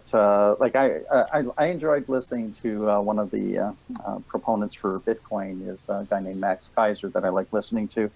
And people ask him, would you ever take your money out of Bitcoin? And he says, no, because I will not fund the war machine, which is fiat currency. And the US dollar is like we spend, what do you guys spend? I'm Canadian, so I just kind of watch from the bleachers, but getting upwards probably near the trillion mark on military, for a country that is pretty much safe from any invasion, from what I can tell. So I'm not quite understanding. We certainly like to think so. And part of that has to do with the fact that we had a military that was in a bit of disrepair when President Trump took office, but he, dedicated a lot of financial resources to rebuilding our military, to strengthening it. And guys, in peacetime, and really, there's always a war going on somewhere, but we have a foe in China. They've got a standing army of, I think, like 1 billion soldiers. Now, I would like to think that we can maintain peaceful relations with them to the end of time, that we never have to go to war with them. But if we do, we'll never win that war with boots on the ground, because they got too many boots.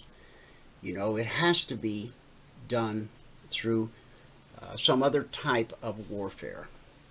The old, jumping from foxhole to foxhole.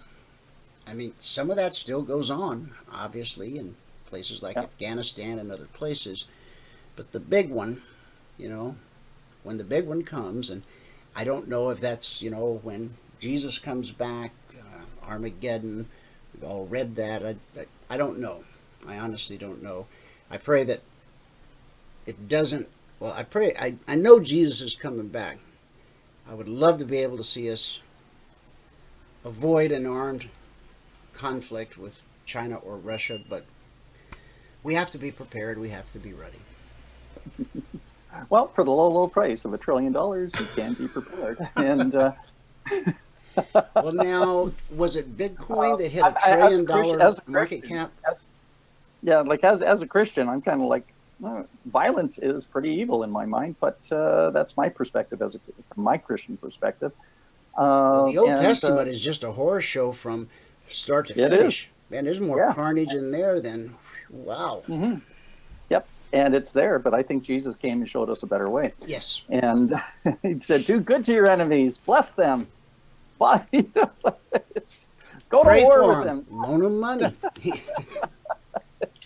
He really came and changed, upset the powers that be. He got killed for it, but they hung him on a cross for it. That's right. So he did get killed for doing good and saying good, but so I'm kind of like that guy that says, I think there's a peaceful approach to this. So I'm approaching it from a peacemaking model here. This little coin comes with a nice little package. What do we do with this thing, though? How do we make this valuable around the world? And, so it's coming with the coins, but it also comes with beautiful commissions coming into our village. And we are a network company, but we're really not a sale. Like, I don't approach this. Our golden journey, our 1022 philosophy is not a sales marketing model at all. It's really an enhancing of people's lives and sharing together. It's really a shared economy. What the golden journey is about, very, very different. It's unique out there within our company GS Partners, because I see a shared economy is what the world desperately needs. We have the technology to share around the world. So, like, if China is our enemy, let's make sure all the Chinese are in our build. And, so that we're all partnering together and learning how to appreciate each other and work with each other. And we actually have the ability to do that. But again, people getting their heads around this and crypto and going mainstream when, like, I live in the world of crypto, Dwayne. So I kind of think it's normal, but the reality is it's still a big, big anomaly for probably 99% of the population from a real touch kind of way. Maybe Did you see the announcement yesterday on the Doggy coin or Doge, DOGE? Mm-hmm. I didn't see the announcement. That one's always got some funny announcements with it. Let me just. I know I got it right here. Which one of these babies did I drop it into? 1 second, I'll find it.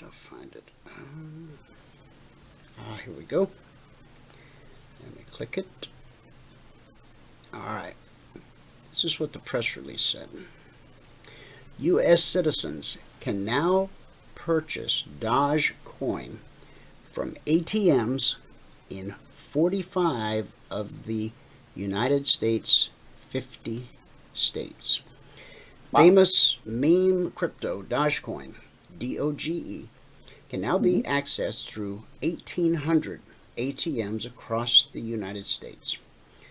Leading Bitcoin ATM provider CoinFlip announced the support for Dogecoin on March 1st, with the company's CEO and co-founder attributing the move to Doge's recent popularity and recent mass adoption. On February 4th, the crypto's price rose 25% within minutes after Tesla and SpaceX founder Elon Musk posted a rocket going to the moon and adding DOGE in the comments. 2 days later, the world's second richest man continued speaking about Doge, posting a survey that asked if Dogecoin will be the Earth's future currency, to which 71% of the 2.4 million respondents said yes. NBA Dallas Mavericks owner Mark Cuban joined the conversation on February 8th, telling Forbes that the attention the meme coin is receiving is not a bad look for the industry. Now, we've seen some people, some very big names, some very vocal people who called, well, let's start with Jamie Dimon. He called Bitcoin a fraud while his traders were buying the dip he created by saying those words.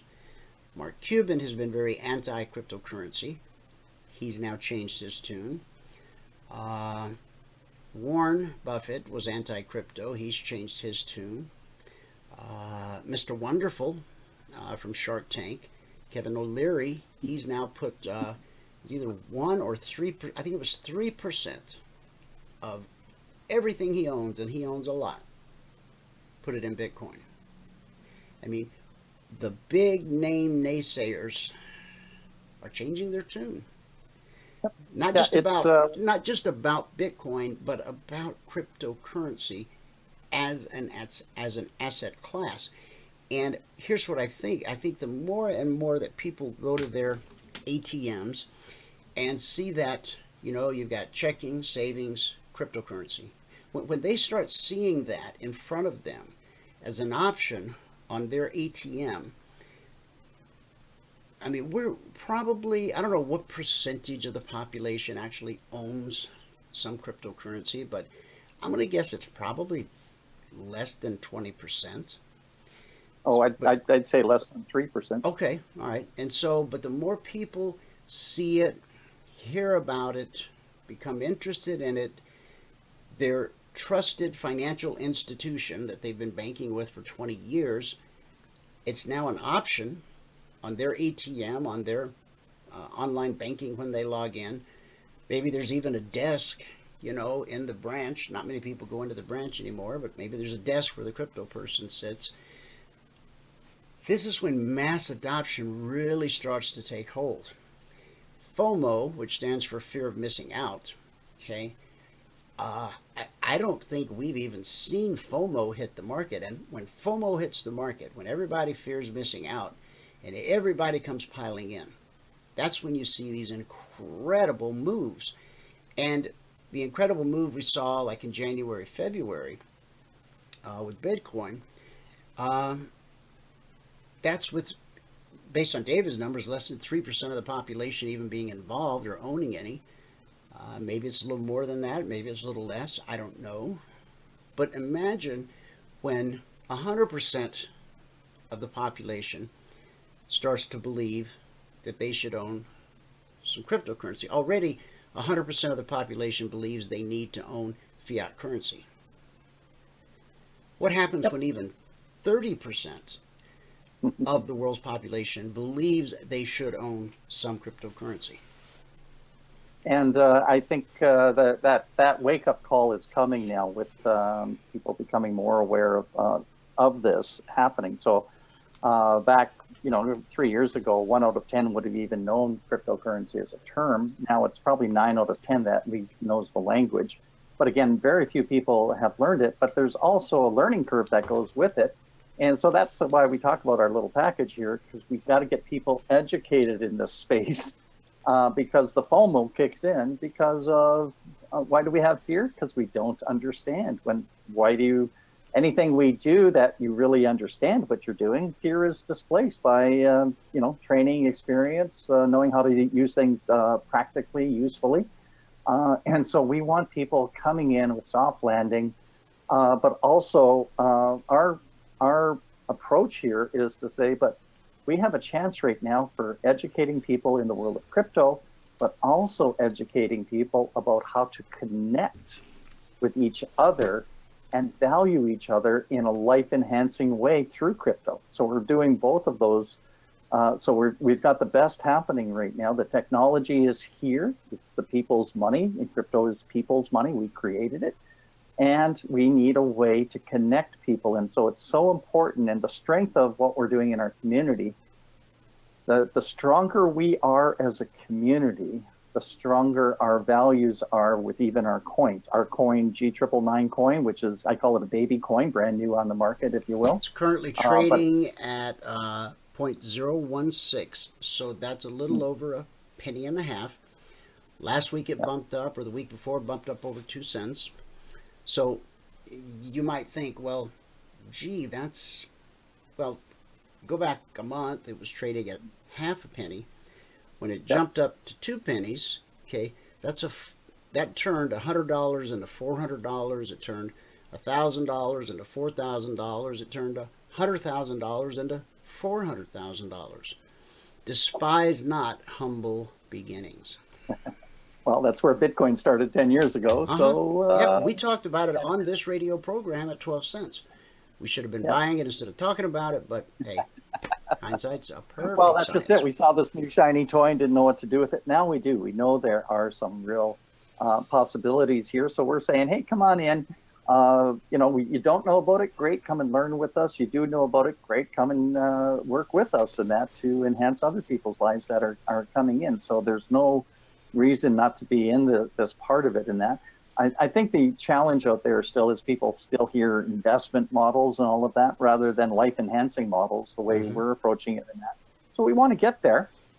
So we've created, and this is new for us as our golden journey, we keep trying to drill it down to make it both a shared economy, but also a very clear pathway for people. So we're calling this an apprenticeship model. I had other models of giving that we were doing, but as I've really reflected on it, and probably my own background about coming through an apprenticeship where it was so valuable for me, but I also got paid in my apprenticeship. So I got paid to show up. Right.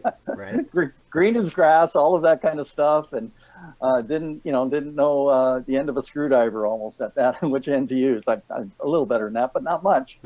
But in my apprenticeship, I was getting paid to learn, to grow, and develop in that, and so I'm using that as our model now within how our particular group works, and this is something that we're following through with.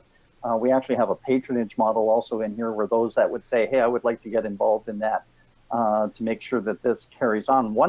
As it's working, it's a lot easier to keep it working from a sustainable standpoint, but we do have people that will come in and make sure that we're flush with making that work. So within our model is somebody comes in. So that nobody left behind thing, that's not an empty promise. It's a guarantee. Wow. It's a guarantee. It's powerful. Did your card come in the mail yet? I got it the other day, and still haven't gone to the ATM yet with it, so I'll probably do that tomorrow. Well, if you could maybe, I don't know, have somebody with their iPhone or whatever video you buying your first cup of coffee or cheeseburger, that would be just awesome. Yeah, absolutely. That's the plan, and that's why I got the card. I don't want to really cash out crypto right now, but I'll cash out a little bit just to show that it can be done because people want to know. Just to show that you can walk up to the counter and swipe your card, buy a cup of coffee, and the barista that doesn't know that you're doing anything other than spending too much money for a cup of coffee. That's right. and I'm willing to do that for I'll be the guinea pig for that one, and happy to do so. I mean, that's all part of it because people do want to know how to use it. in a real world way, and we'll do that. But our apprenticeship model is, your background was in the Navy as well, so kind of an apprenticeship. I don't know what you were doing in the Navy. I was a sonar technician. Okay, and so they paid you. Mostly, I was a bad boy, and yeah, okay. I joined at 17. I had been working full time since I was 14, because we were working class poor, and so I bought my own school clothes, and I went to school 8 hours a day, and then I worked 40 hours a week. But I graduated. I got my diploma at 16, and then I joined the Navy at 17, and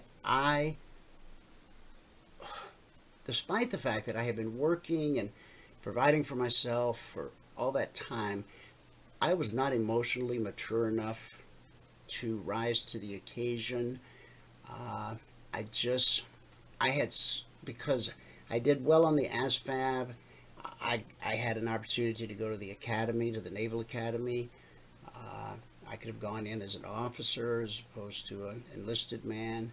I had so many opportunities that God just laid right out in front of me. But I was 17, and I'm going to be honest. I'm going to be very transparent here. All I wanted to do was drink and chase women. Mm-hmm. Yeah. Now, that's not how I was raised, but that's what I wanted to do. And so I learned from that experience, and I think the military is a great opportunity for any young man or woman to help you get your head on straight and learn just basic, you get military bearing. You know how to act in certain situations, and you can almost always tell when somebody's been in the military. There's just something about them. They're usually very polite. They tend to say things like yes ma'am and no sir, and these other things. But I wish my plan, because I joined so early, was, man, I'm in at 17. At 37, I'll be retired with a check for the rest of my life and health insurance, and I can go do anything I want to do. I won't have to do any particular thing. I'll have the luxury of being able to do anything I want to do for a career at 37.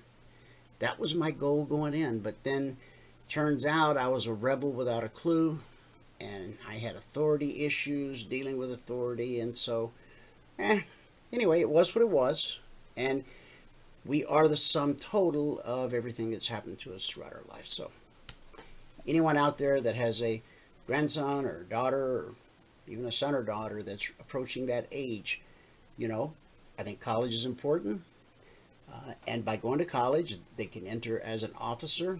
And so if they haven't considered that as a career path, you might just ask them to take a look at it. It's not right for everybody, but anyway, back to you. Okay. Well, we're looking at really what we're wanting to train people in is how to make a business successful in 6 easy steps, 6 very transformative steps, a new way of relating to people, understanding the value of people and the value of money. And so we call it an apprenticeship because it is a learning model, and it'll have some big ahas for people because people really have never experienced what we're sharing with them now in a very tangible way. People can see it, you can touch it. It's totally identifiable how it works in that. So the step 1 for us is, as you're coming in, as soon as there is a person that is connected to you and is placed under you in our system, that would qualify you to get step 2, receive our 149 brand basic package. Our system doesn't require you to have actually talked to anybody or brought that one person in. Maybe I brought them in for you. Maybe somebody else brought them in for you. It doesn't matter how they came, it's just that they're there. That's our model. So as soon as a person is there, whether I place them or a person has placed them, because let's face it, there are people coming in who are really battered, broken, and bruised, and for them to even share with another person is a little overwhelming with them. Well, we get them into safe harbor. We can support them with that person, get them a package. They can begin learning with us. They're going to, because they're in, and we're going to continue to grow our village. We like talking about 1022 as a village of 1,022 people. And in our village, some are really strong that they can bring in more people than others, and some are very brand new and maybe broken. They need a lot of support. Well, we're going to support everyone. Literally, no one gets left behind in our thinking. And as soon as that brand package is bought, then they get their ability to earn commissions that are, that turn out to be significant. Kind of like what you were talking about with your Navy background. If you had stuck it out and had that 20-year pension, the sky was the limit from what you wanted to do from then on, because you had a nice little foundation of money that says, I'm not jammed up this week. I'm not going to do that right now, or I want to go back and develop some educational skills that might be of interest to me, or some other areas. That's our goal here, is to get people enough finances that they can make decisions of what they want to do with their life. How long does it take? Well, I think we can actually, we don't have to wait 20 years to get there. I have a pension out of General Motors. I had 10 years in there, so I got a little pension out of there, but it covers my cell phone bills. That's all it covers them. Every little bit counts. It counts, but it was a 10-year commitment to to cover my cell phone bill today. I want to do better for people than that, is what I'm saying there. As the commissions begin to come, the commissions are coming in Bitcoin and Ethereum, and we're able then to transfer that and say, okay, so what's the next step as I'm earning? Well, what's a shared economy looks like? As I'm earning, the first thing we want to do is give back into our village, and that would mean maybe covering one of these packages when we've earned the commissions right built within, and sponsoring 2 people. 2 people is what it takes for this to be sustainable in the long term. I've had a lot of questions to me on, Dwayne, how do you guys fund that? Well, we fund it first because we have a crew of people that already believe it is better to give than to receive, and we're willing to invest in people. We think the best ROI in the universe, some pretty good spark to it. The best investment for me is people. People doing well, people feeling good, people making choices for themselves. Invest in people. So when we're talking about giving to a new person, it's investing in a person's life, their future, their plans, their dreams, their hopes. And I have people saying, well, why would I do that? And I thought, did you not just hear what I just said? Why wouldn't you do that? It becomes an absurd question when people say, why would I do that? And I'm like, why wouldn't you want to enhance a life and give them some hope in that? And so we do that with step 4 and 5, and then commissions keep coming. And then step 6 is still kind of a giving model, because it comes with incredible value for the person, but it also creates incredible commissions for everyone else within our village, because we're thinking more than just our personal value. We're thinking about all of our team, all of our village, everyone doing well together. And that one creates a really good path forward in that. So really it's the first part of our apprenticeship, step 1 to 3, is open hands, learning to receive. I have some people say, no, I don't want to receive anything. And I thought, we came into this world as receivers. Where did that get lost? I don't know where it got lost, but it got lost somewhere, and people are not too proud to receive. I don't know what that is, but it ain't healthy. Right. I know that. And that, although I do agree that after receiving should come gratitude and compassion, and then giving, and that should come out of that, but directly with people. So that's the receiving side of the apprenticeship, steps 1 to 3. And you can see where that would work. And then the giving side is step 4, 5, and 6. So that's what we're highlighting here. I'm just kind of going through those quickly. But it becomes, you follow these 6 steps and you will have your 1022 in a period of 9 months. If you can double that every 2 people a month, Dwayne, people, how do we get 2 people for each person? Could we do that per month? That seems like a reasonable goal to me. Well, that would take 9 months to build your 1022. It's foundational building. It's about building the foundation. It's like, how much can I make on Friday? Wrong question when you're building a business. Business thinks my apprenticeship was 4 years. General Motors made my apprenticeship for 4 years. I'm talking about, can we double it every month? Why not? It's 2 people, and we can get there.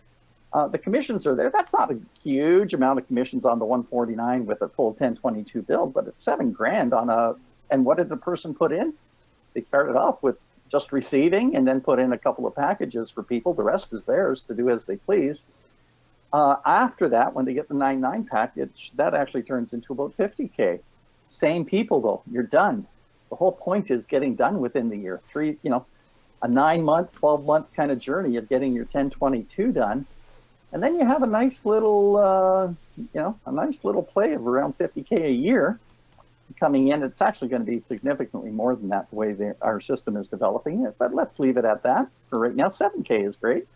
And on top of that, we certainly all hope that the value of the coin itself, upon which all this is built, continues to appreciate in value. Absolutely. And as we're building this so strong, we don't leave anyone behind.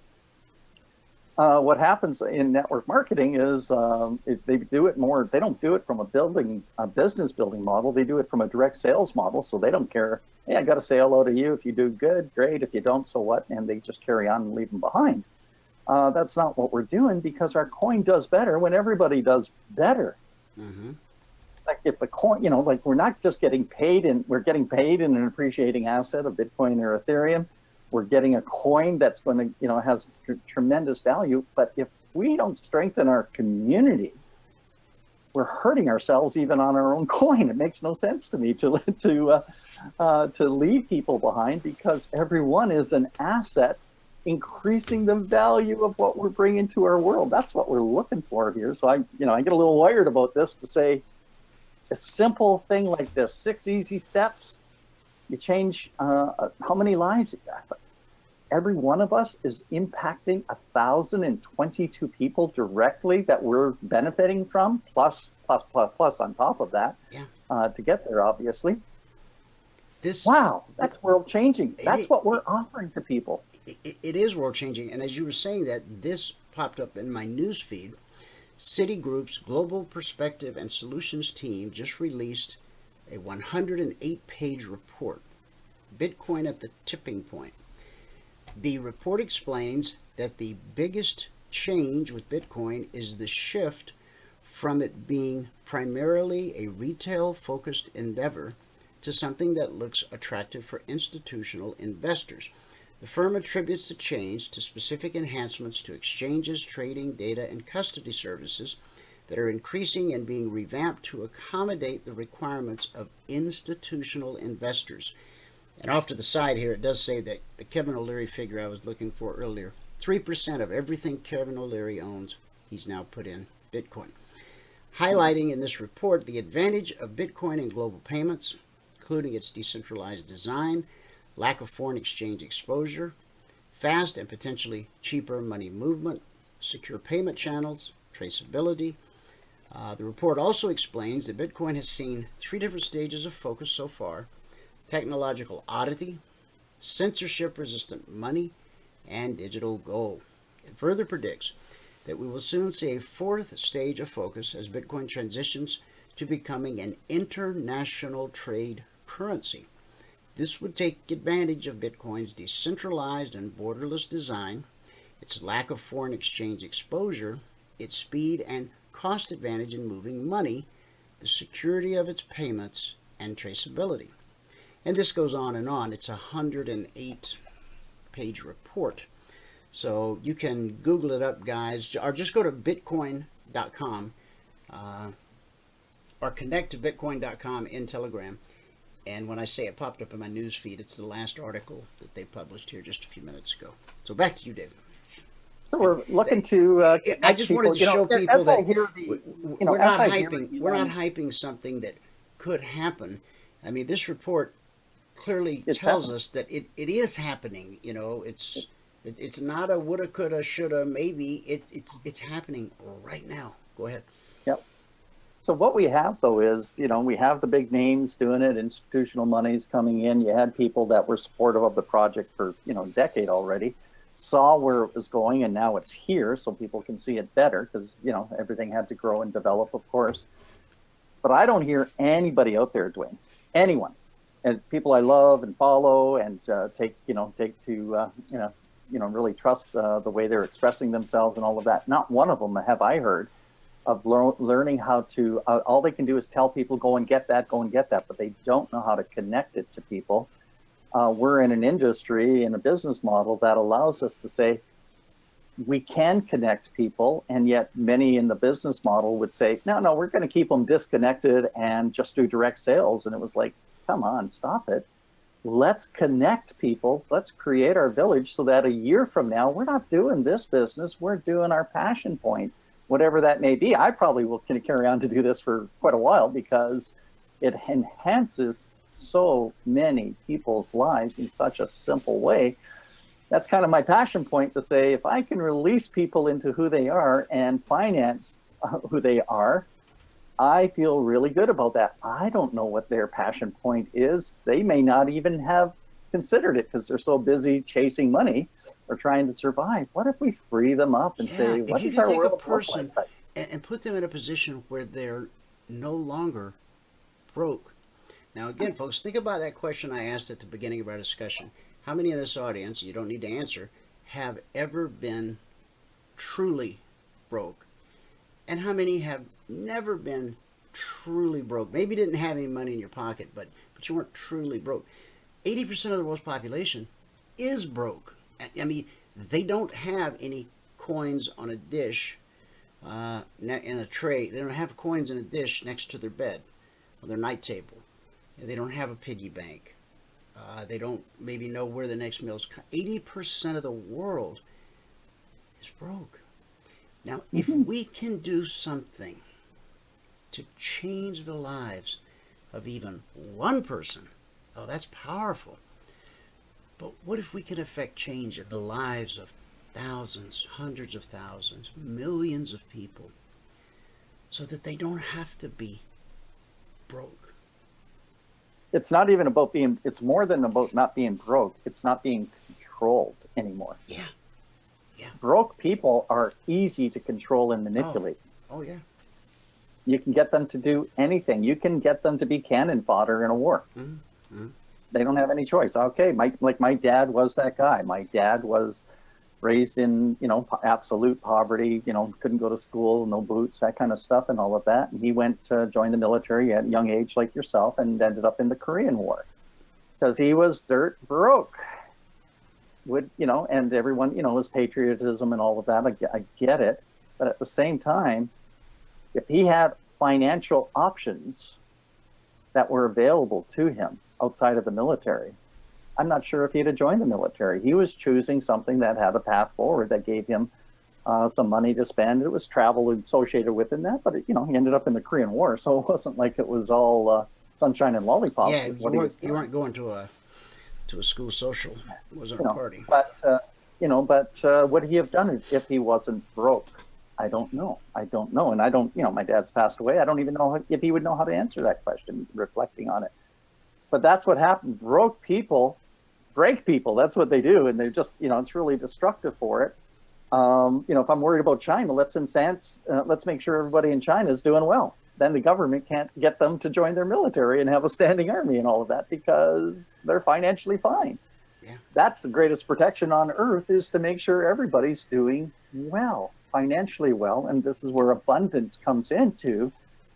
We live in an abundant world. If we make people abundant, their choices are different than being under the control of the powers that be. The banksters want you to go to war because they make a freaking lot of money on war. Sorry the way I said that, but they just do. They just thrive on war and making money through war and decimating entire nations and countries and people and keeping them broke because you can control people if they don't have their own personal assets in place. We're changing that. That's our goal. That's our purpose. I want a world that isn't divided. I want a world that God created and gave to us to look after. That's where I am with all of this. It's a big thing that I'm talking about it. Break it back down to helping one or two people at a time. Let the multiplication happen. Let it grow. 2 times 2 times 2 to the 30th power pretty much takes care of our world completely. Now, you're in Canada. Have you ever heard of a company called Bitfarms? No. The Canadian Bitcoin mining company, Bitfarms, which it's a public company on the Toronto Exchange. The symbol is BITF, and on the over-the-counter market, the symbol is BFARF, BFARF, announced yesterday, the company has entered into an agreement where it plans to purchase 48,000 mining rigs manufactured by MicroBT. The China-based firm MicroBT is the manufacturer of WhatsMiner devices, which are some of the most powerful application-specific integrated circuit machines in the world. For instance, the company's WhatsMiner M30S is the most profitable miner on the market today, according to current data. Bitfarms' announcement yesterday explains that MicroBT has become the firm's supplier of choice. During the last 8 months, Bitfarms acquired 12,000 machines from the Chinese mining rig manufacturer. Bitfarms stressed that the firm expects the mining rig shipments to begin on or before January 2022, so next January. The miners will be installed at our existing and new facilities, which are currently in development. Guys, I don't know what one of these, let me click this and see if it tells me what one of these rigs cost. Have you ever seen a Bitcoin mining computer? I have, yeah. You have? Okay, I've never actually seen one, laid hands on one. How, in what way did they look different from a regular computer? They're not. They're just a server. They just look like a computer that's basically a server. That's all it is. So and you can link them together, into exam, and all you're doing is because it's a computer with setting up to do computational questions that they can crack the code, and not crack the code, but to actually verify the blockchain for us and that. And so that's all they are. It's just a way of really crunching numbers at a super high speed is all they are. The one that I just mentioned has the ability, at current pricing and everything, to generate $28.26 of profit per day. Mm-hmm. But does it tell what it costs? Let's see. You'll make $38 a day. You'll use about $10 in electricity, so you make about $28 a day. Trying to see if it tells the price of buying one. Where to buy? Oh, brother.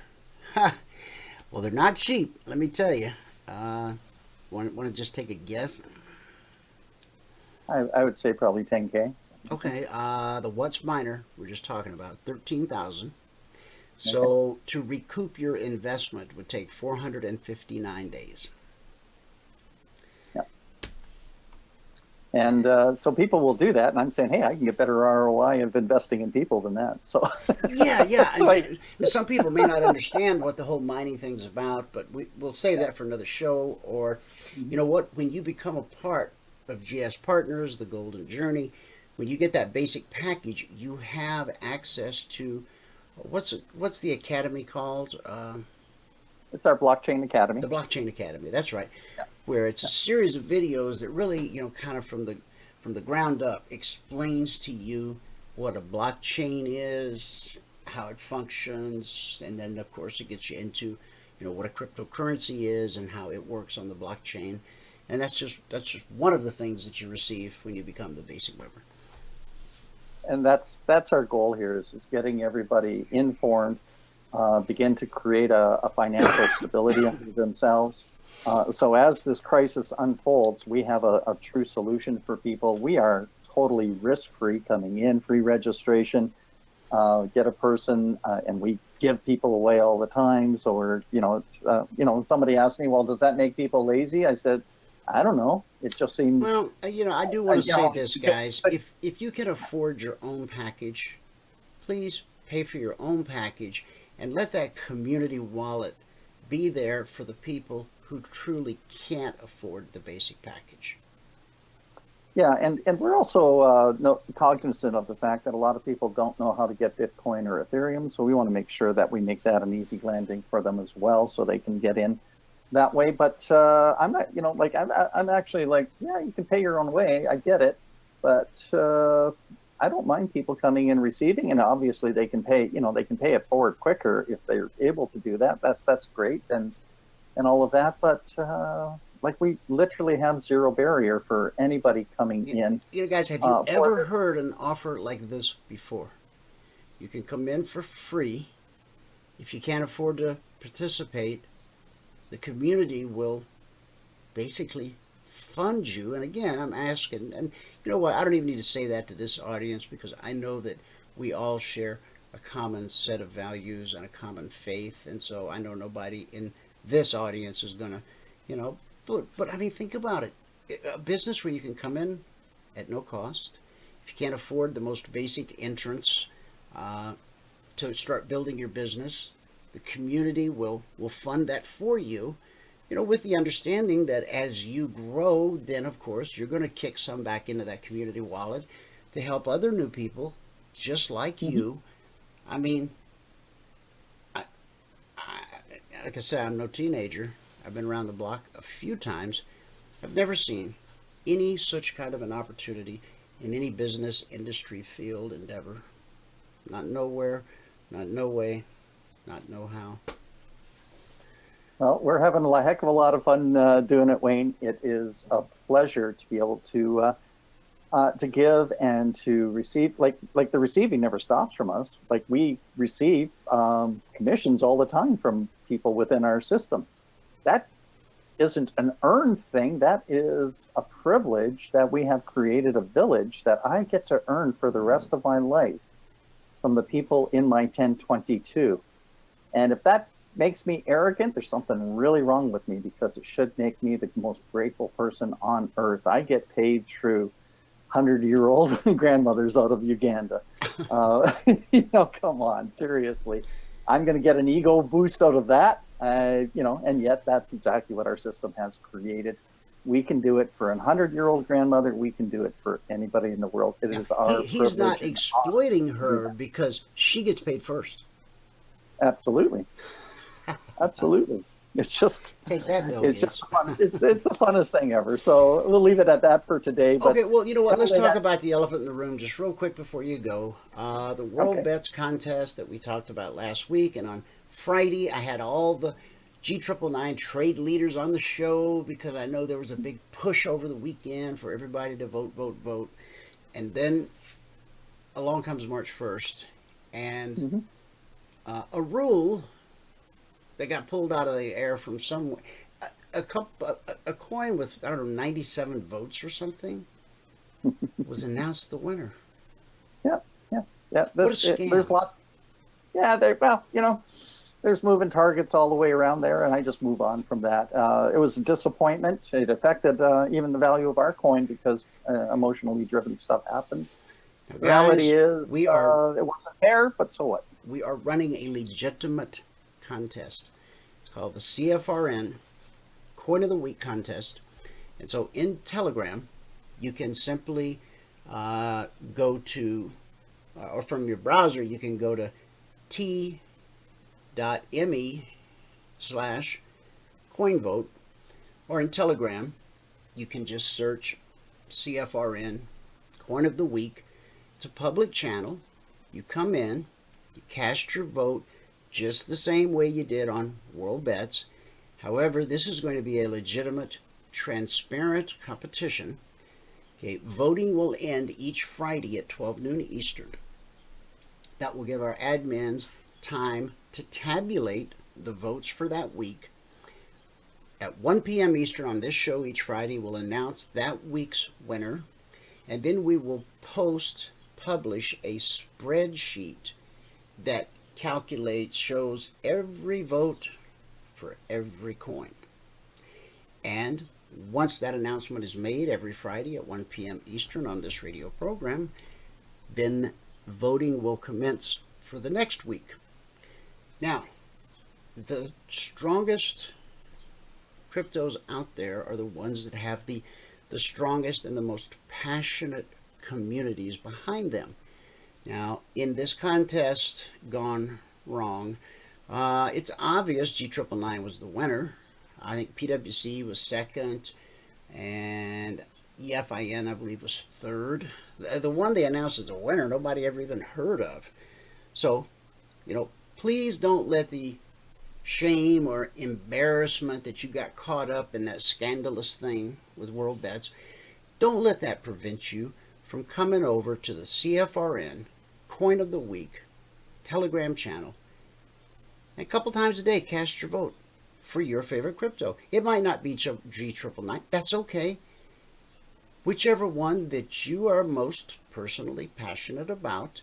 If this isn't some kind of rigged, slanted, and I disclose in the disclaimer at the top that I do own G999, and some others, and I'm going to list each one, and I'm going to personally refrain from doing any voting during each weekly contest. But I mean, people were going to that World Bets channel and they were hashtag G999, you know, literally till their fingers bled. But now that there's a legitimate contest going on, I don't see the same energy. And I got to be honest with you, this is an honest, transparent contest. I'm a little bit perplexed.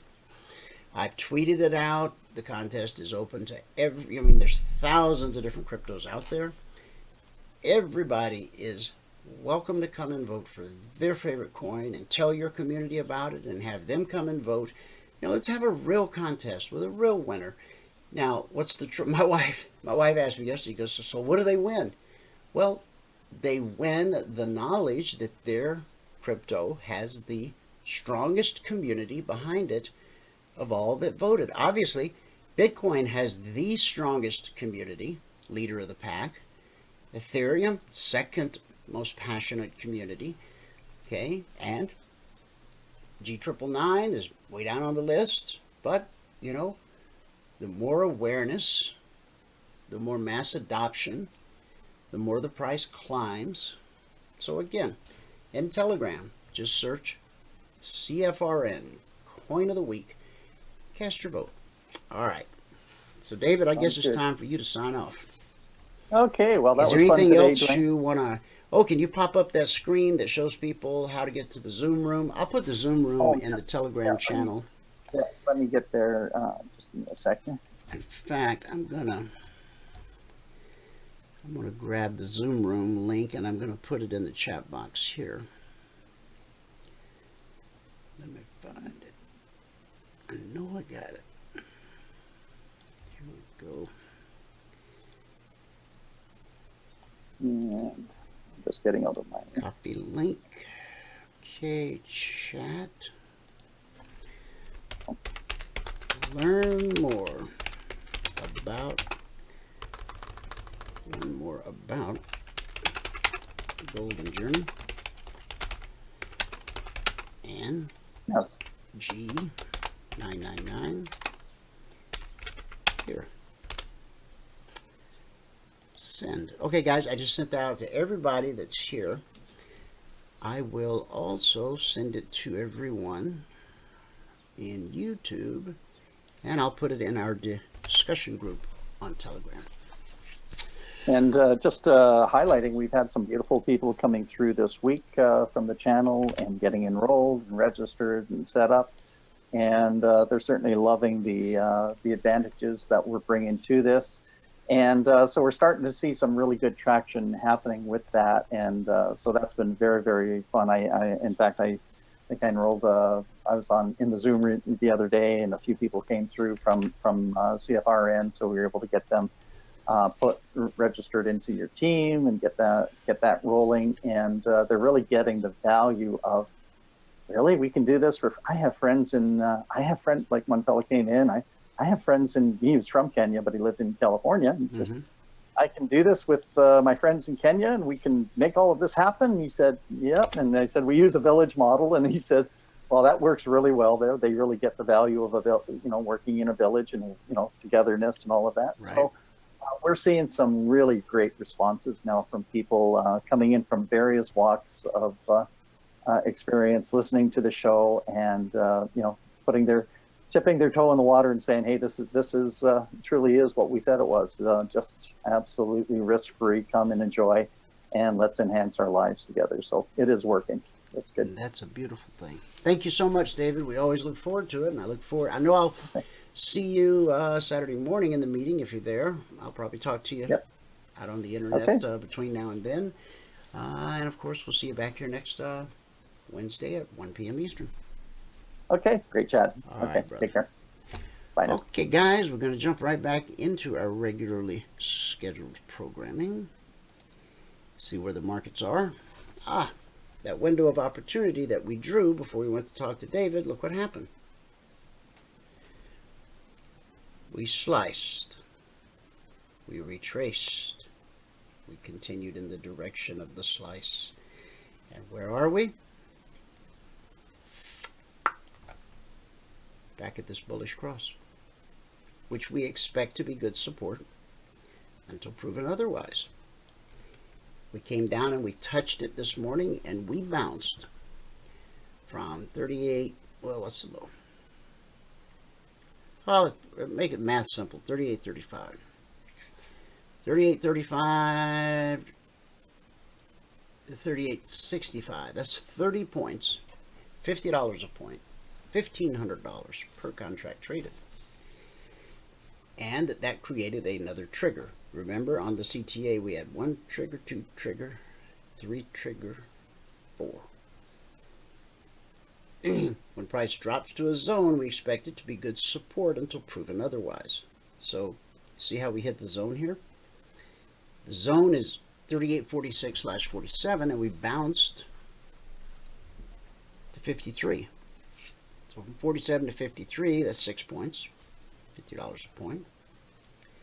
Okay, then we got back below the zone, and then the next zone, buyers came in, drove us up, back above the trigger for the next drop.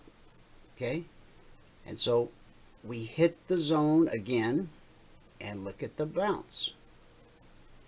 This bounce took us up to 38.6075. 2 more ticks would have put us above the trigger, and we'd have had another trigger. Okay, important prices, important areas, almost always tested. Two-sided action. The CTA triggered on the long side last night multiple times, and on the short side multiple times. If you have questions, put them in the chat box. I'm always happy to answer any questions that you have. What we do is not a mystery. It's not a secret. The only Wall Street secret is there is no secret. Now, obviously, powers that be want it to appear super complicated so that they can sell you a million different solutions for problems that really don't even exist except in their mind. If they just told you the truth, they wouldn't be able to keep selling you more and more and more trading stuff. So they have to shroud it in mystery. Now, we have one thing. It's called the CFRN Passport.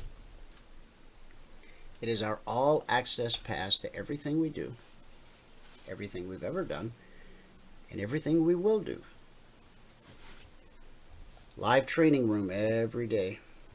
Unlimited one-on-one mentoring. Not via email, actually live. Me and you in a go-to meeting room, having a conversation with each other, talking, not typing, looking at my charts, looking at your charts. True one-on-one mentoring. Unlimited one-on-one mentoring. We teach you our methodology, our strategy. You own our indicator set for life. These Logic 247 alerts and these concierge trade alerts. You receive those for life. It's a lifetime membership.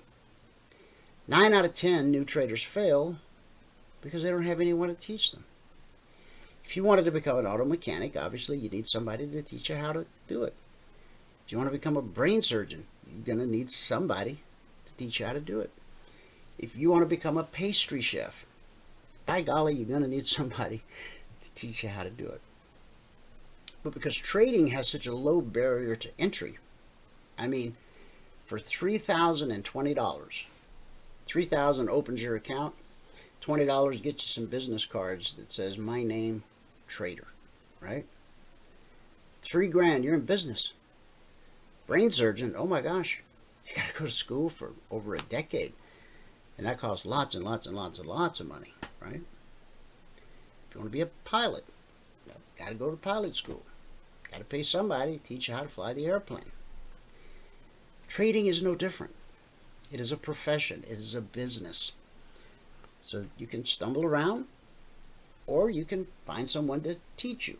Okay? Now, we don't have any upsells.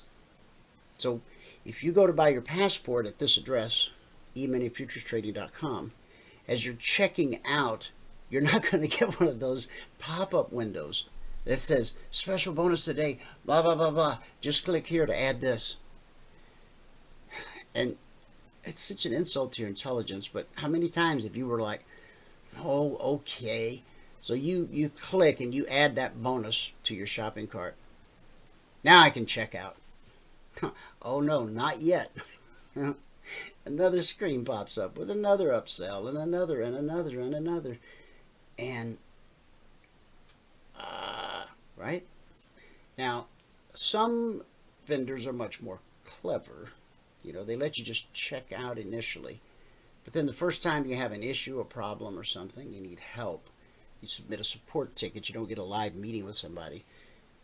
And the support ticket, you know, the reply back is, oh, I see based on your file, you've only purchased up through module number 2. If you had module 3, that wouldn't have happened to you. Click here to add module 3 to your account. Wow, man, that hurts. It burns. It's wrong, but it happens every day. Now, we have students who've spent $25,000, $50,000, and more. I had a guy ask me one day in a live mentoring session, why couldn't I have found you 10 years and $300,000 ago? And I said, I don't know, bro. I can't answer that. But I'm glad you found us, and I'll do whatever I can to try to help you. So, anyway, that offer stands for everybody. We discriminate against no one for no reason. Not even atheists. In fact, atheists kind of love us. The conversation's always the same. As somebody's getting signed up, they go, I feel like I should, you know, come clean with you about something. Oh, okay, what? I'm an atheist. Okay. Well, doesn't that bother you? Well, I mean, I wish you did know God. I wish you did have a personal relationship with Jesus. I'm not going to preach. I'm not going to hit you over the head with a Bible. I'm not going to shove religion down your throat. But if you hang around us, you're going to hear us talking about the things of God. Are you going to be okay with that? And they usually go, well, yeah, of course. Okay, well, I got to ask you this question.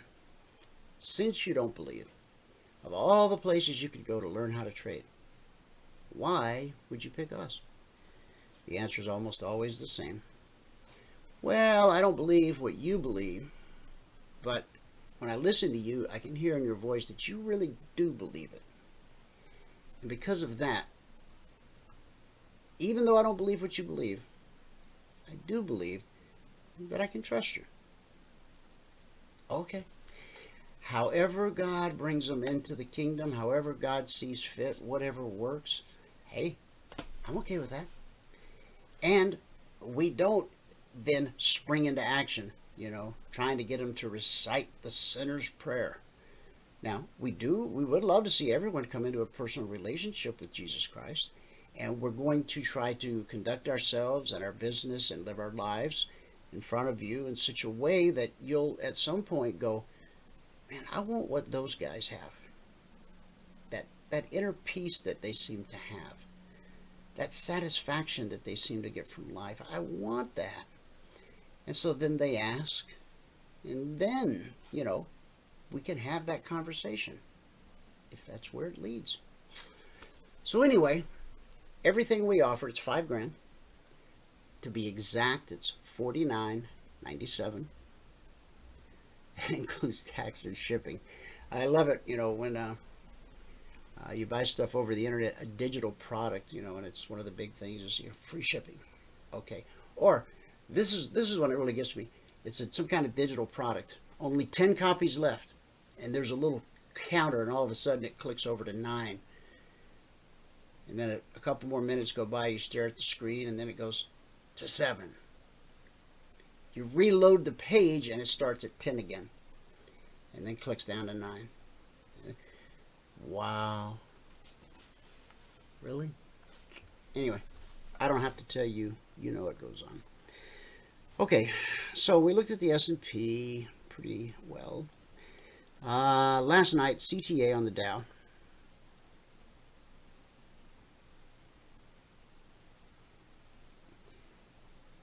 Let's see. Peter had asked a question. Dwayne, I asked on Telegram on the weekly trading zone string that you sent. Since I'm placing it myself on the chart, is there a sequence? Do the last 8, the low of the current week, followed by the next 8 or high for the... You know, Peter, if me and you can jump into a go-to session, that would be the best way, and let me just show you. There's 2 ways you can use the indicator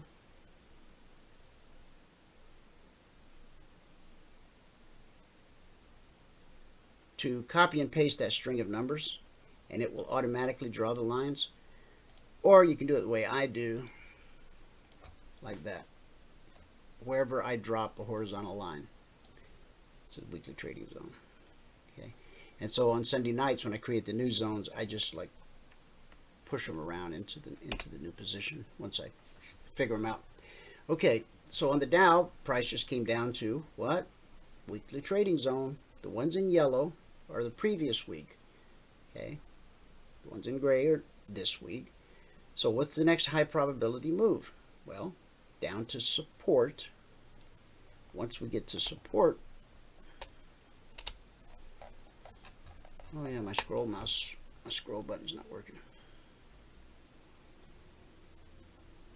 And so see this swing low here, I've represented by this line here. And so if price comes down through here, something like 31,220 to the initial target, 31,200, down to 31,140, down to 31,120, down to the weekly zone at 31,055/60. It's beautiful. Okay, we're way over our time, so the Russell, the short number last night was 31,330. 31,330, which was right below here. So we got a 30-point move out of that. We're getting another potential 30-point move and more out of that one. The Russell, the short side last night was 22.26. So that's right here. See how the first time down it walked right up to the number, turned around and went the other way. Resistance. This time it triggers, drops all the way to 24.6, doesn't give us a full 2 points, bounces, makes it through, gets back above the trigger, comes down this time with gusto and goes from 26 all the way down to 12. Over here it went from 26 all the way down to 12. So what is that, 14 points at $50 a point? Yeah. Okay. And from here, 22.36 zone. The next zone below is 21.97. So I'll be putting some alerts out shortly after the show ends. So pay attention. If you don't have your goal for the day, pay attention to the alert channel. And if I don't already have an alert out, I will get one out. Okay, so with crude, we're looking for a pullback here to the BBC. Going to move to the upside. This was the news coming out this morning, crude inventories. Said price is higher. We got a retracement. Okay, I'd have liked to see a retracement all the way to the BBC. We didn't quite get there. But this isn't over. So we could still get the pullback to the BBC. And if it becomes good support. Now you see this swing high. And that low.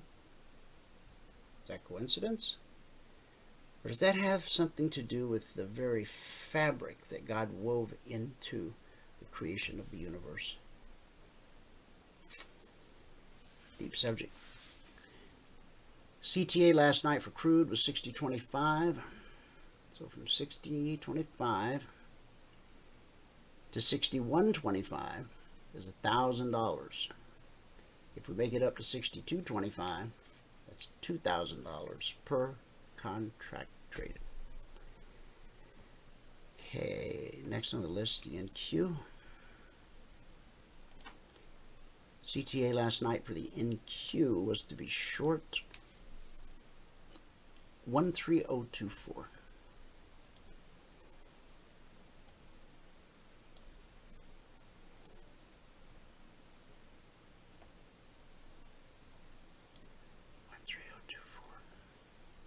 Okay. It's almost there.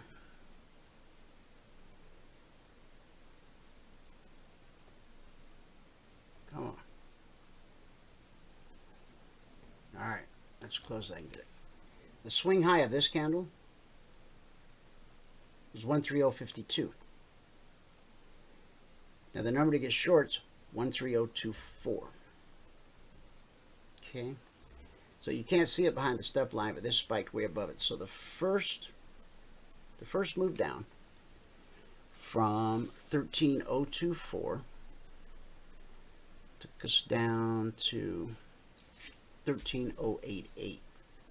So that would be 12 and 24. That would be 36 points at $20 a point. $7,200 per contract traded. I did my math right? No, I didn't do my math right.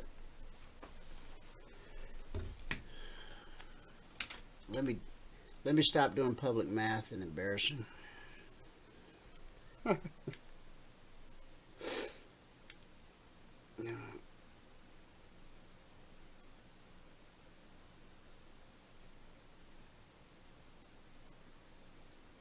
Okay, thank you. All right, I'm going to do the official math. 13,024 minus, what was this, just this first swing low? 12,971. That's 53 NQ points at $20 a point. That's $1,060 per contract traded. That's this one. Then price got back above the trigger and it dropped to the trade to target, which is the weekly zone below. And so 13,024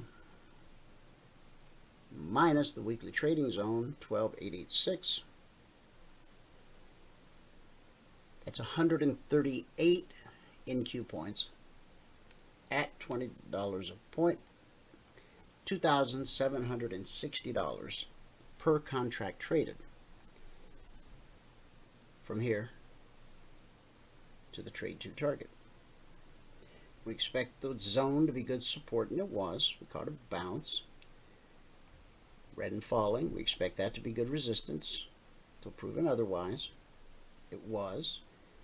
And so then price gets below the zone, okay, and then we've got support at these lows. Once price takes out these lows, then 12,797 down to the zone at 12,671. That's 126 NQ points at $20 a point, $2,500 per contract traded. Okay.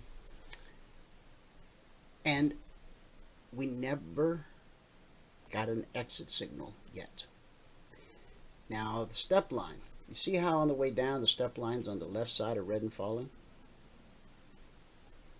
When a move starts to run out of steam, like it did here,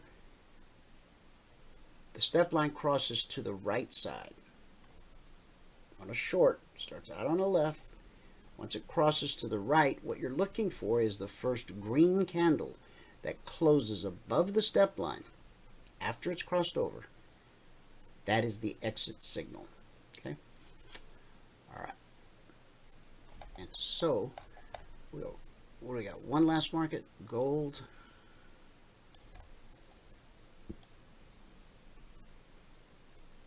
Let me gold. Okay. CTA for gold last night was to be short 1724. And that happened right here. Ish.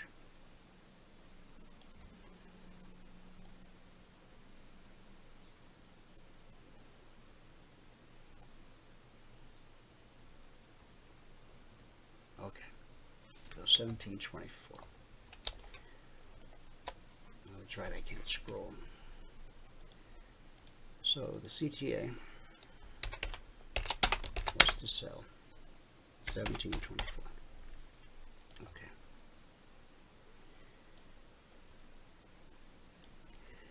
All right, so we dipped below and we got down to 1722. It's $200 per contract traded. Then we got back above the trigger and we dropped to 1719.3. So that's almost 5 points. We'll call it $400 per contract traded. Then we got back above the trigger again. This time we dropped to the final trade to target. From 1724 to 1709/10. It's a current weekly zone. So that's 14 points at $100 a point. That's $1,400 per contract traded in that 30-minute candle. And then price found support at the zone. That's what we expect. We caught a bounce, and the high of that bounce was 1723.8. Now, the CTA number was 1724. Price tried really hard to get back above that trigger, but it just couldn't do it. 2 more ticks would have put it at the trigger. 3 more ticks would have put it 1 tick above the trigger. But most of our traders who, if they've been with us any length of time, they understand what happened here. And so once this candle closes below the BBC, that tells us price is trying to get back to the zone below. However, we have an obstacle that we have to overcome, blue and climbing, which we did.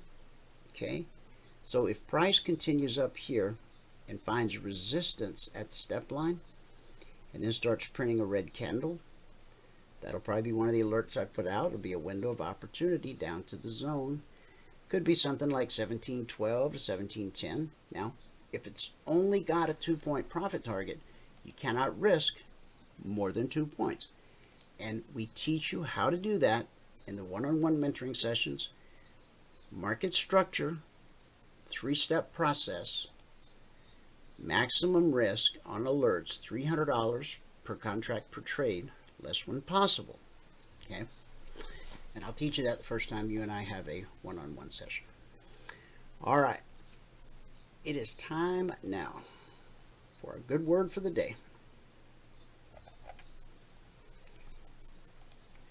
And let me do some moving of some stuff because the button, I don't know if it's the button on my mouse or if it's the driver. I'll find out after the show.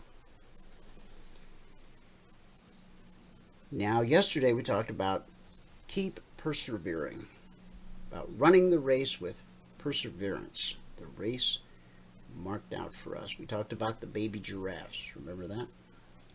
Okay. Today, let's talk about when your family doesn't understand you. Now, a lot of traders are misunderstood. People in your family don't understand. Your friends, they don't understand. They just don't. What I found works best for me, I just don't bring it up unless they ask. And then I give them just enough information to satisfy their idle curiosity and leave it at that. And if you don't even want to say the word trader, you could say that you're an S&P price specialist. Whoa, that sounds pretty important, right? Then you don't get that. Oh, you one of them day traders. Well, sometimes I trade at night. But it's daytime somewhere. Anyway, you all know what I'm talking about. It's always that one brother-in-law who had a little too much to drink at Thanksgiving. He's gonna show you in front of everybody. Okay, Mark 3:35. Anyone who does God's will is my brother, my sister, and my mother. The Bible says that Jesus' mother and brothers came to see him. They stood outside and sent word for him to come out and talk with them. There was a crowd sitting around Jesus, and someone said, "Your mother and your brothers are outside asking for you." Jesus replied, "Who is my mother? Who are my brothers?" Then he looked at those around him and said, in Mark 31 through 35, "Look, these are my mother and brothers. Anyone who does God's will is my brother and sister and mother." Now, tell the truth. You always thought that seemed a little bit rude, didn't you? Well, if you were raised down south, you do. One of our greatest tests of faith will be family members who don't understand you or share your values and vision, not just in trading, but in all areas and aspects of life. And it calls for wisdom and grace on your part. Despite his family's inability to understand him, Jesus continued to care for them and respect them. However, he refused to let them dictate to him or alter the assignment he believed God had given him. His priority was the people who had gathered to hear what he had to say. So, I know I'm speaking to somebody in this audience, either today or a year from now when you listen to this podcast or broadcast. Are you feeling misunderstood and rejected by your family? If so, pray this prayer. Father, help me to live as Jesus lived, facing head on those who misunderstand me, hearing their words and feeling the sting of their accusations, yet learning to live above them. Help me to be gracious towards the one whose life is being consumed by resentment and crippled by fear. Bring me full circle to a place of peace, so that no matter who may misunderstand me, I am able to go on like Jesus went on, all the way to the cross, the resurrection, and the prize. In Jesus' name, I pray. Amen. That's how you do it. And that's our good word for the day. Now, no shirt, no problem. No shoes, me either. No passport? Go get one right here. Emini Futures Trading.com. You go there, get your passport, and Valerie will be notified, but you can shoot her an email as well, support@cfrn.net. Hey Valerie, I just picked up my passport, I'm ready to go. She will get you plugged in. All the links, all the passwords, your charts, indicators. She'll take very, very good care of you. She is our welcome wagon. Okay? And by the time the Globex markets open tonight at 6 p.m. Eastern, you'll be in the groove with us. You'll have access to all the different channels, the alert channels, the discussion groups, both the public, the private, everything. Okay? And it all starts right here. EminiFuturesTrading.com. And I'll say it one more time. No upsells. Okay? This is lifetime membership to everything we've ever done, everything we currently do, and anything we might do in the future. Okay? Thanks so much for tuning in today. Whoever you are, wherever you are, May God continue to richly bless you with His mercy and with His grace. And I'll see you at the bell.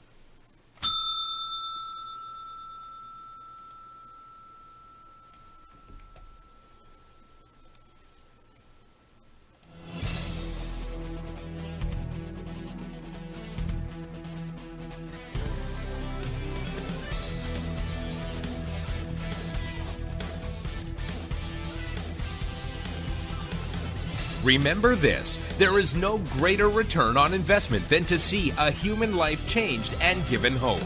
As always, pray hard and trade safe. Any financial information discussed on this show is simply the opinion of our host, Dwayne Reeves, his co-hosts, and guests. To learn more about trading Emini Futures or to take a 1-week free trial in our live trading room, call 1-866-928-3310. 866-928-3310. Information discussed on this radio program should not be construed as a recommendation to buy or sell any security.